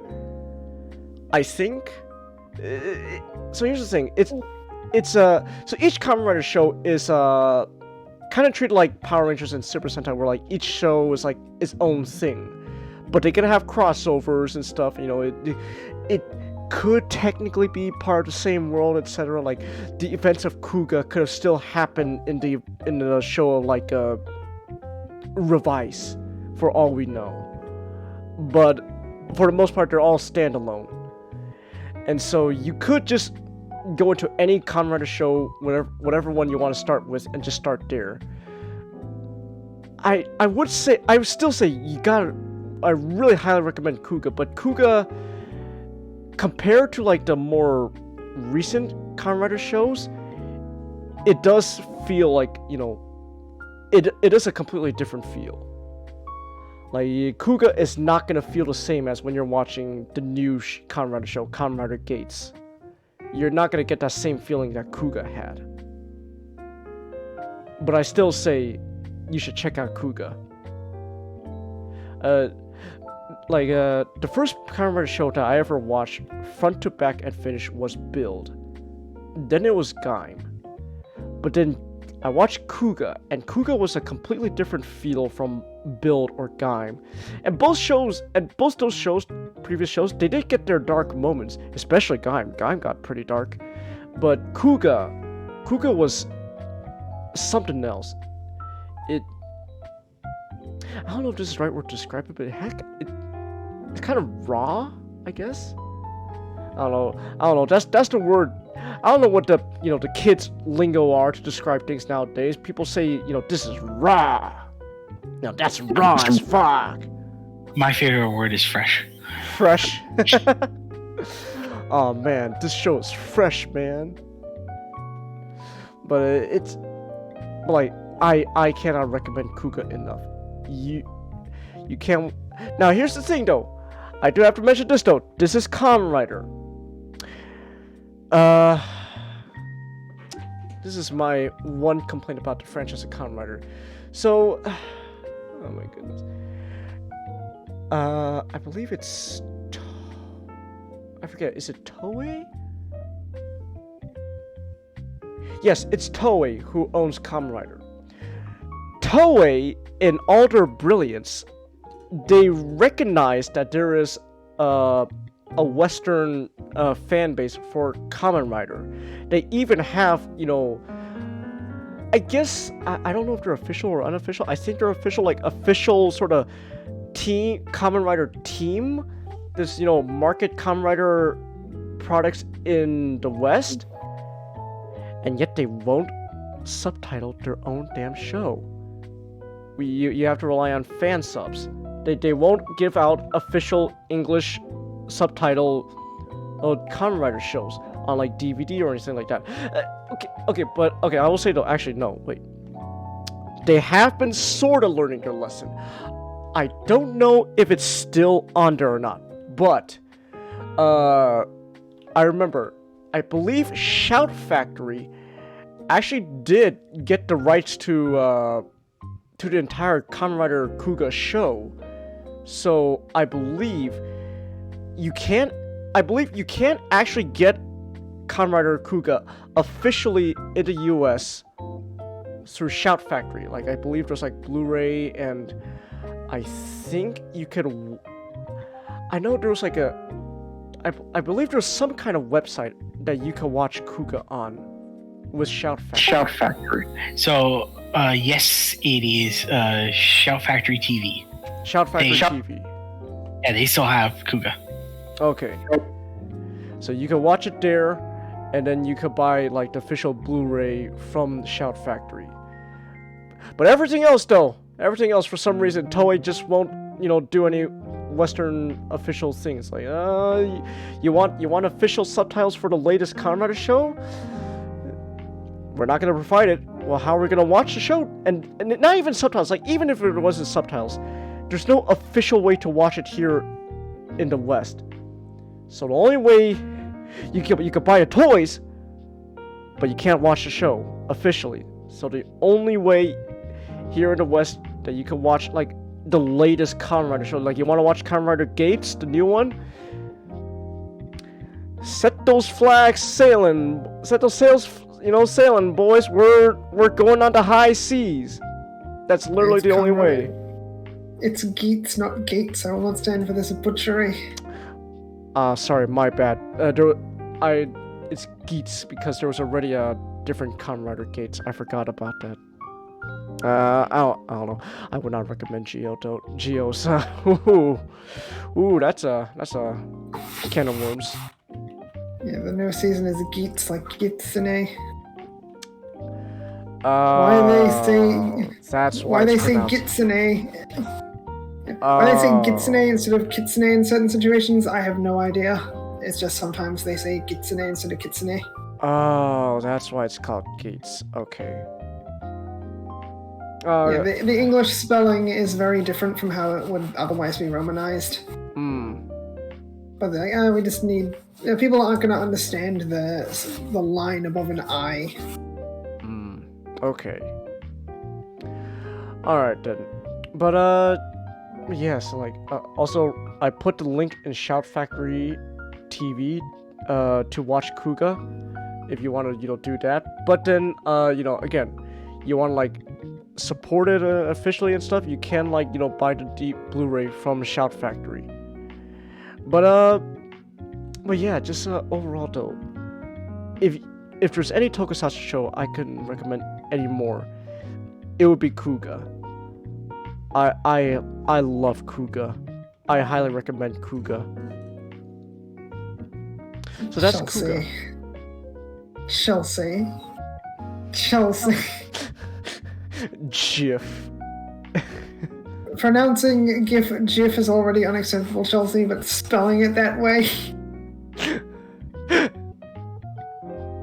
Alright then. Okay. That's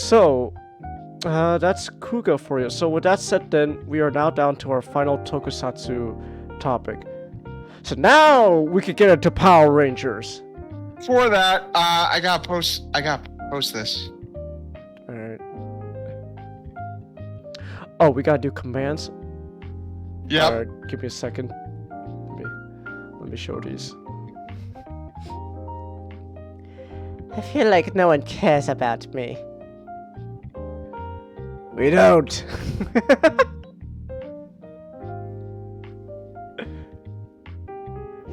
Anyway, you know what you need, Starscream? You need to do something noticeable, something newsworthy, even like me.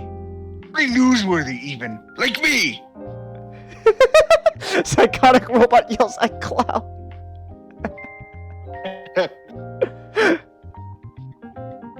Oh, that's great, Nick. Alright. Psychotic robot yells at clown. Okay. So now we're talking about Power Rangers. Okay, you know what? I'll say this, Nick. Let me start off by saying this. I still don't like the theme song.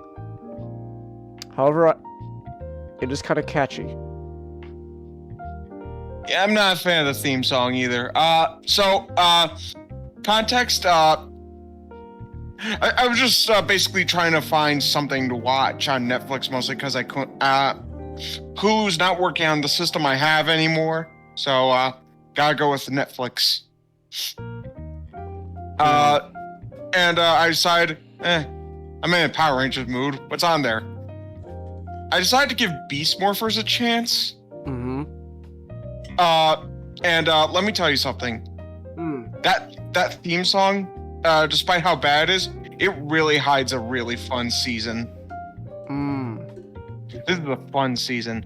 Now, I'm not gonna make it like it's not gonna be like my my eventual SPD review when we do the Power Rangers special. I haven't seen like every episode in the sense that I'm watching every single episode. It's more like I have it in the background and watching it vicariously while also multitasking. So it's not going to be the most in-depth review, but from what I have, this is a fun season. So Beast Morphers is the adaptation of Go Busters. Yeah. Which was originally skipped over. It was. If I remember, yeah, Go Busters was skipped over because if I remember correctly, yes, I am right. Instead of doing Go Busters, they skipped over straight to Kyoryuger to adapt it into Dino Charge. Yeah. So it's interesting that they decide to go backwards to Go Busters. If they're willing to go backwards, and even with suits as very different from normal Sentai's. Chance, I'm not gonna rule out Zenkaiger yet. But Zenkaiger is gonna be a hell to adapt into Power Rangers. Yeah, I bet. But Beast Morphers takes place in I believe its own universe. There's nothing saying it takes place in like the main like timeline. But we do know it's a separate universe from both Dino Charge and RPM, which are also which those seasons also take place in their own universes as well. Yeah. So the plot is essentially in this futuristic city. We're about to we're about to use a new clean fuel source. We're gonna be using the morphing grid itself. Oh, that should turn out well. And they create this thing called Morphex, which is some sort of liquid created from the morphing grid. It's Power Rangers. I've stopped trying to figure out things all the way back since. I have to ask Nick, since I haven't really caught up with Power Rangers. Is the morphing grid just like energized protodermis? I'm willing to believe it at this point. Oh, okay. There's nothing saying it's not energized protodermis. Oh, I see. But it all starts when they're about to start using this this fuel source, and to do it, they also need Power Rangers. So they get these three guys named Blaze, Roxy, and what's his face? Shit, Ravi. That's Ravi, by the way, not Robbie. I have to make that clear because I thought it was Robbie for a good while. But Ravi and Blaze, kind of a dick. Ah. And Ravi and Roxy are a thing. Ah. However, Ravi immediately breaks it off because these are government-funded rangers, and they have a thing where a ranger can't date a ranger. Ah. Yeah, and as much as he hates that rule, because he even says it's a stupid rule, he's got to follow it, especially since his mom is the general. Also, the general, General Shaw, is the mentor of the season.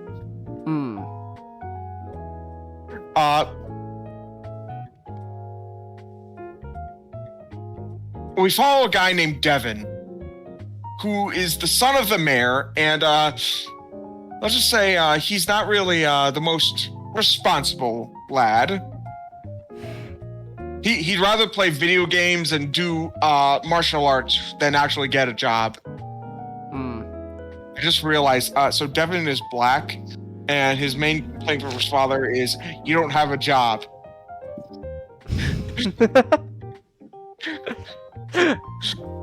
I'm only now realizing this.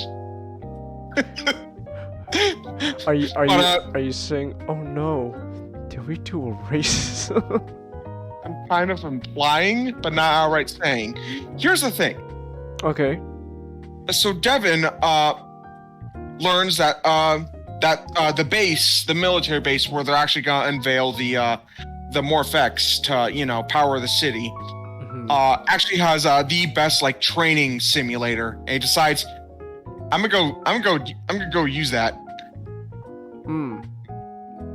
And he sneaks off into he's about to witness the Rangers' first morph. However, in the Morphex, he sees some weird snake thing form, made out of a computer virus. And once the thing is activated,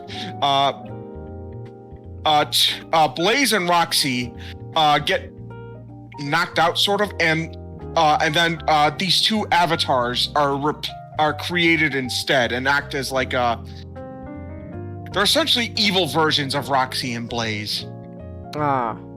They're also essentially are evil Rangers. Also, they're here to stay. Really? This isn't like just one episode thing. Ravi gets saved before he gets an avatar. Okay. And Blaze and Roxy are put into comas. Oh. The only way to wake them up is to destroy the avatars. Anyway, a being known as, what's his name? Evox gets formed, and he's our villain for the series. And he's essentially a living computer virus that wants to, Skynet things. Sounds familiar. I don't know why. But we'll get to that. Alright. Anyway, Devin and this other girl who's a janitor mostly because she kind of failed the I think some sort of test of sorts. Named Zoe end up in the chamber as well, and Evox wants to create, more avatars. But at the end, they just create the power. Our season's Power Rangers. And they actually get bonded with animal DNA. Oh. Devin gets bonded with cheetah DNA. Zoe gets bonded with jackrabbit DNA, and Ravi gets bonded with gorilla DNA. Ah. Making Devin super fast, Zoe super athletic, and Ravi super strong. It actually also gives them weaknesses too. Really? Zoe has the potential to burn up too much energy. And it'll knock her out. And in order to replenish her energy, she has to eat carrots. Huh. Which is actually inaccurate. Because rabbits actually should not be eating those carrots.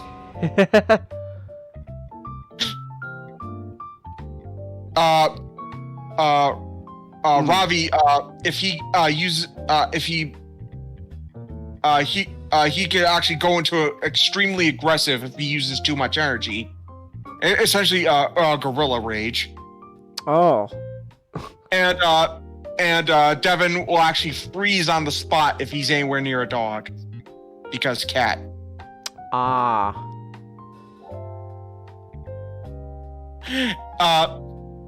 Anyway, these are our Rangers for this season, and they're also joined by their scientist friend Nate, who's essentially the gadget guy.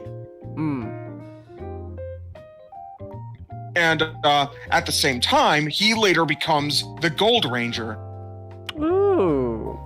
Yeah, he gets captured, and they force him to make this machine and a robot body for Evox so he can become into the physical world. But however, they trick him. Nate tricks him by actually having the robot actually be a morpher that fuses Nate with, I think, Mantis DNA and becomes the Gold Ranger. At the same time, the robot actually gets both beetle and human DNA and actually becomes sentient. Ah. And becomes the Silver Ranger. Ooh. And when he demorphs, he's just a robot. Let me actually see if I can find a picture of him demorphed. I'm looking up right now. Ooh. Okay. Yeah. Ooh, he's got a beetle motif. Yeah, stag beetle. Ah. Wait, no, I think it's just a. No, I think. Well, it is a beetle of sorts. Yeah, I'm looking at Steel right now. Also, let me just say this. Steel is the best character in this show. Really? Yes.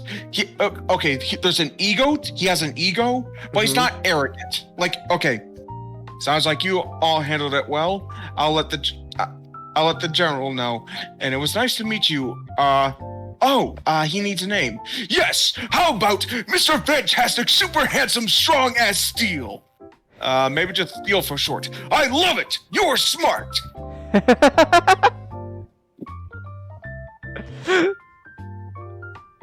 All right. Changus. He's like Pohatu. But with a little ego. Oh. Oh, okay. Wow. You just morphed. Oh, is that what happened? Fantastic. I am amazing. Oh, okay. That's pretty cool. Wow, alright. So we know you plan to become a ranger, but how did he morph? Yeah, how could a robot do that? Well, it's easy for me since I had insect DNA. I also thought of steel morphing, so I ran some tests. I'll let you tell them the good part. Well, you see, the thing is, I'm human. Excuse me. He's right, sort of. Turns out the Morphex bonded his systems to a scarab beetle DNA and to my DNA. Yes, making me the perfect ranger. He sounds fun. Oh, he's fantastic. Alright. He gets a potted plant. He gets a potted plant named Spot as a pet. Speaking of pets, the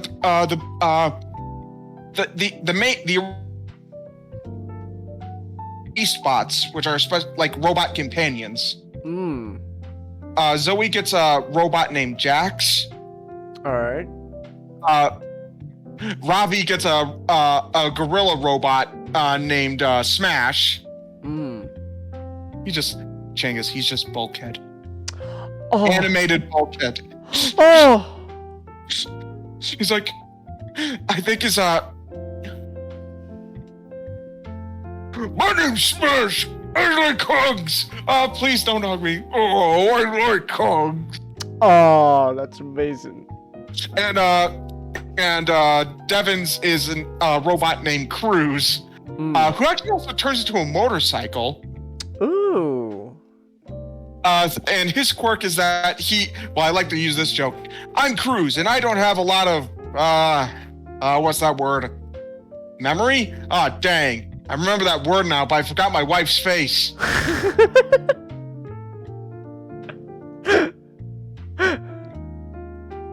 Oh, okay. Oh, I'm seeing a GIF right now. Oh. Oh, he turns into like a cheetah bike. Yeah. Oh, okay. One of the themes of this series is family. Because there's each of the Rangers have something to do with family. Like Ravi, I just said his mom is the commander. So there's problems with her, because she makes the rules, like with the whole, right. No dating and the whole. You said Devin's dad is the mayor. Yeah, Ravi actually also likes painting, but he kind of has to hide that fact because I duty first kind of thing. A lot of the relationship is like he's under a lot of pressure to because he has to view himself as a ranger first. Zoe's mom is a reporter, and at one point, her camera actually gets footage of the Rangers demorphing. Now she doesn't know that it's her daughter and her friends. But the episode has to deal with the fact, Mom, can you not? It's actually really sweet because the mom goes, this is probably the story that will make my career, but I can't do this because the Rangers deserve their privacy. Nate was abandoned by his parents at a lab when he was 6. Oh my god. Yeah, and he's a child prodigy. Huh. Now, it's not like they hated him. It's more like they're doing a lot of out of country stuff that's a lot really dangerous, but they're helping people. It's just that he doesn't get to see them a lot.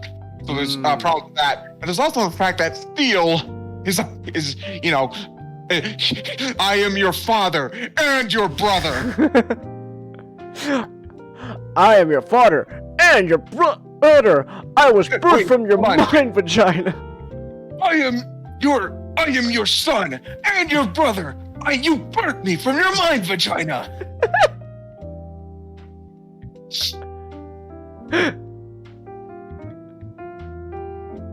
Alright. I think one of the most interesting aspects, though, is Devin, because his father's the mayor, and his dad views Devin as he views him as like Takua, a slacker. Yeah, slacker, doesn't really do much, and which is funny because he actually respects the Red Ranger, Oh. but because he can't reveal his identity, Ah. he kind of has to deal with the fact that, and even when it's like I guess for like a better comparison, it's like Flash with Peter and Spider-Man. yeah, It's like Peter, get the hell out of here, you fucking nerd! Oh my god, Spider-Man! I love you so much. reminds me a lot like Spider-Man in the sense because there's an episode where the mayor actually gives Devin was able to get a job as a mechanic shop. However, because of his Ranger duties, he had to bail out, and because of that, he was fired. It was on his first day too. Ah. And obviously, he had through a phone call. The mayor was angry because it's like, I pulled a lot of strings, and you can't even handle the job for a single day.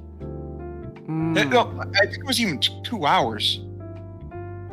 And he just all he could to say is, "I'm sorry." Damn. And the mayor just goes, "Yeah, I'm sorry too."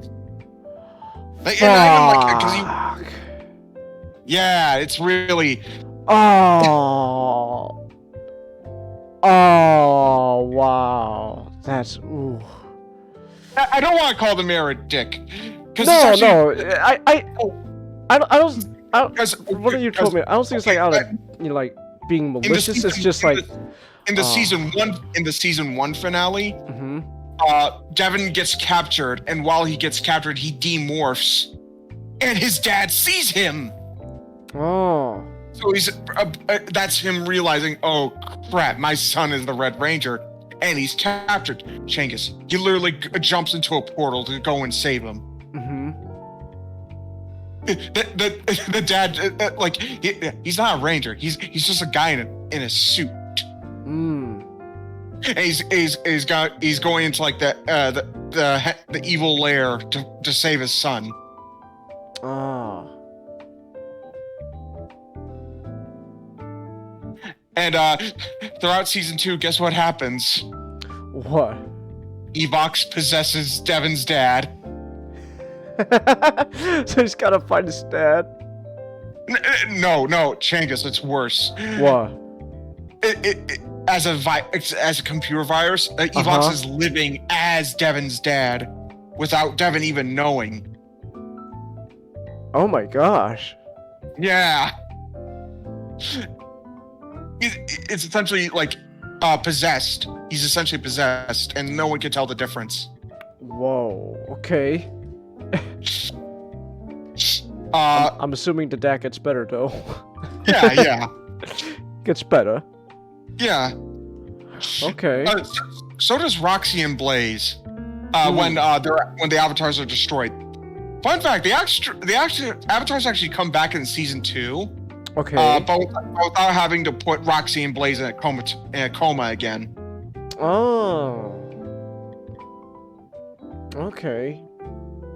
Also, Ravi and Roxy are able to actually, be together now because they're not Rangers.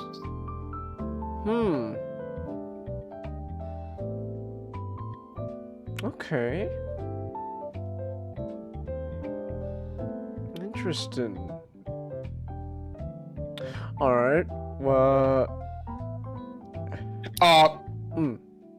So this is just a fun series. Especially Steel.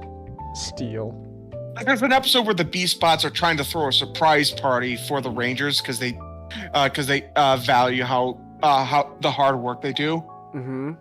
But when but at the same time, they're kind of having problems with the B-Spots because Smash is worried he'll hurt me if he tries to do our training simulations. That's nothing. Cruz can't remember where to go when driving. And it's actually it's actually really sad when technically their memories are kind of sucked out of them, so they have to get them back. But they're not in a rush because they think, oh, you know, they just obey our commands and, you know, just do a thing. But it's the episode kind of is like them taking the B spots for granted.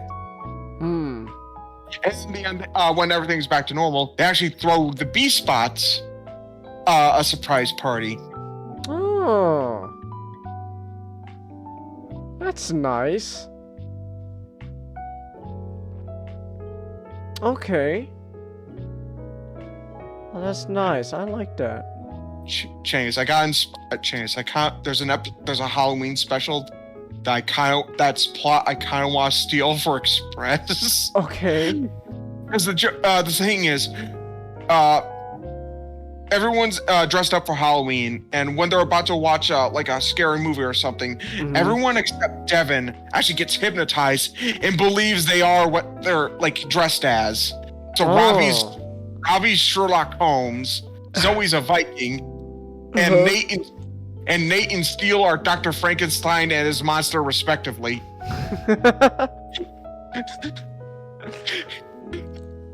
Alright. And so Devin has to get them in character to try and remember who they are.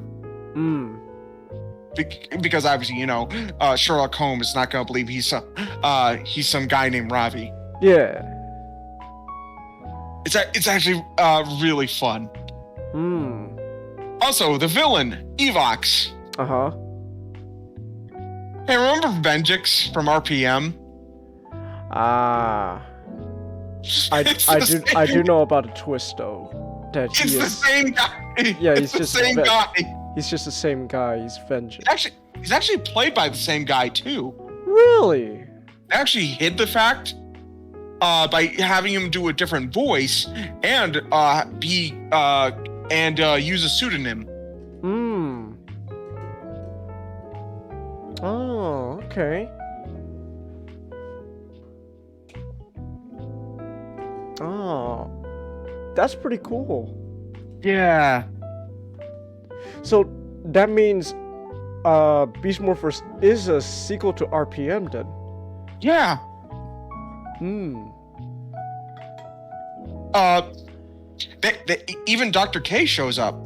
Really? Yeah. Wait, so Beast Morphers is its own universe. How did Vengex go from, you know, post-apocalypse to Beast Morphers?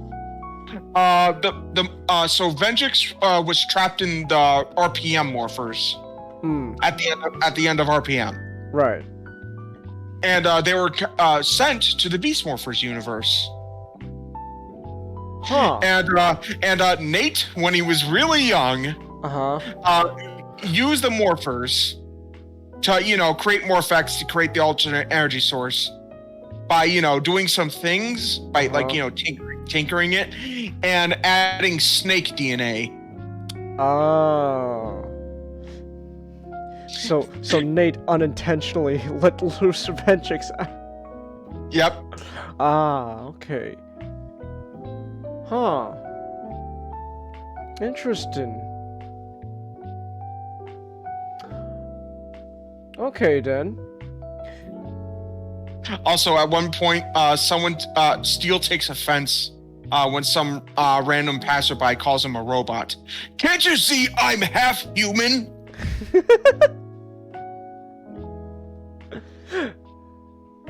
Steele is great because the dude is just like he technically doesn't know what it is because, you know, he's a robot, but he just loves like living and being alive. He says everything with such enthusiasm. I love Steel Changus. Like, Changus, there's an episode where he and Nate switch bodies, and Steel in Nate's body does a full-out musical number on how great it is to be human. I'm human. Alright. You're not as dumb as you look. Ha! Don't let my looks fool you. I'm very, very dumb. Wait. I mean smart. I just look. Oh, that's great. All right. You know what I'm gonna do, Nick? You probably already saw it in the steering back room, but since you're covering Beast Force, you know, I might as well do this. I'm gonna try to check out Go Busters, the Sentai version, Okay. so we can like compare and contrast. I feel like that would be interesting. I think everyone should also check out Beast Morphers because despite the very lackluster theme song, it's actually very fun. It's a very fun series. Is that fun enough? Also, more of an anniversary season than the anniversary season. And by that, I'm not talking about Mega Force. I'm talking about Ninja Steel. Because you know they had the episode where all the Rangers came back. Oh, that's right.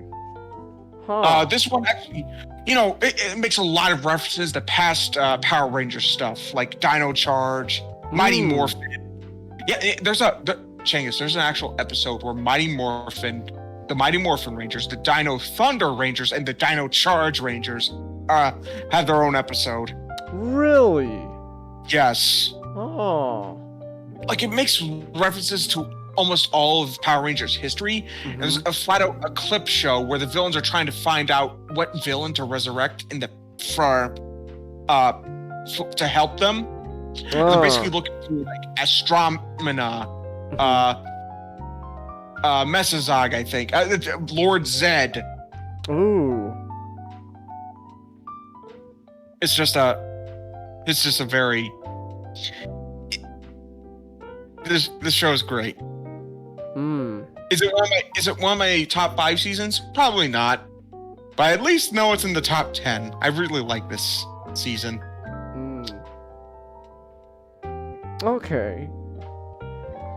Also, in season 2, when they're trying to, because they think they defeated Evox, but obviously they didn't. Steel's the only one thinking that, hey, Evox might be back. He all conspiracy. He gets Pepe Sylvia. He's out. He has a big info chart with like evidence, and it somehow includes the Loch Ness monster and underground lizard people.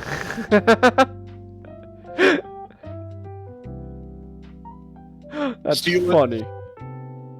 Steel is the greatest character.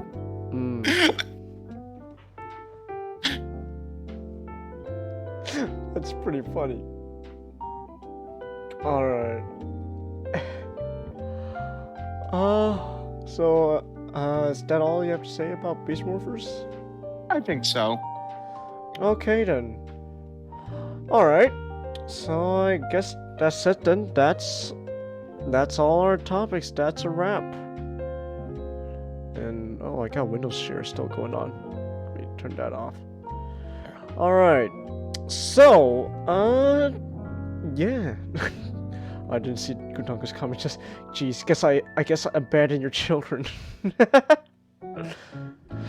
Hey, Nate, we're gonna abandon you. Okay. All right, but so yeah, I guess this is that's a wrap. That's pretty much all we got. We've been going for 4.5 hours now. It is past 12 and my screen has not gone black nor has OBS crashed. So again, I'm gonna stick with my leading hypothesis. It was a graphics card issue that was going on, but that's all updated now. I just gotta update the processor. All right.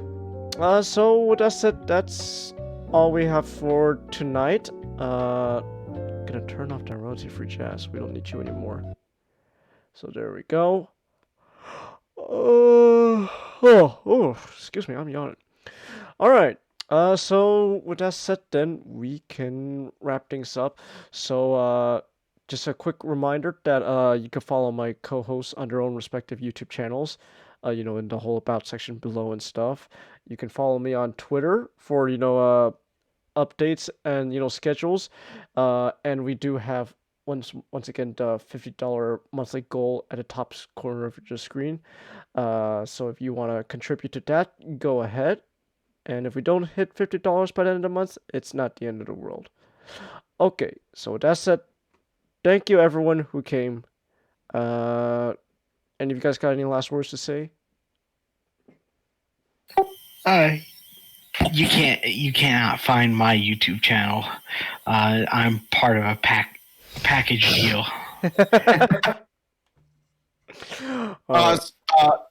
Same, and Steel is the greatest character.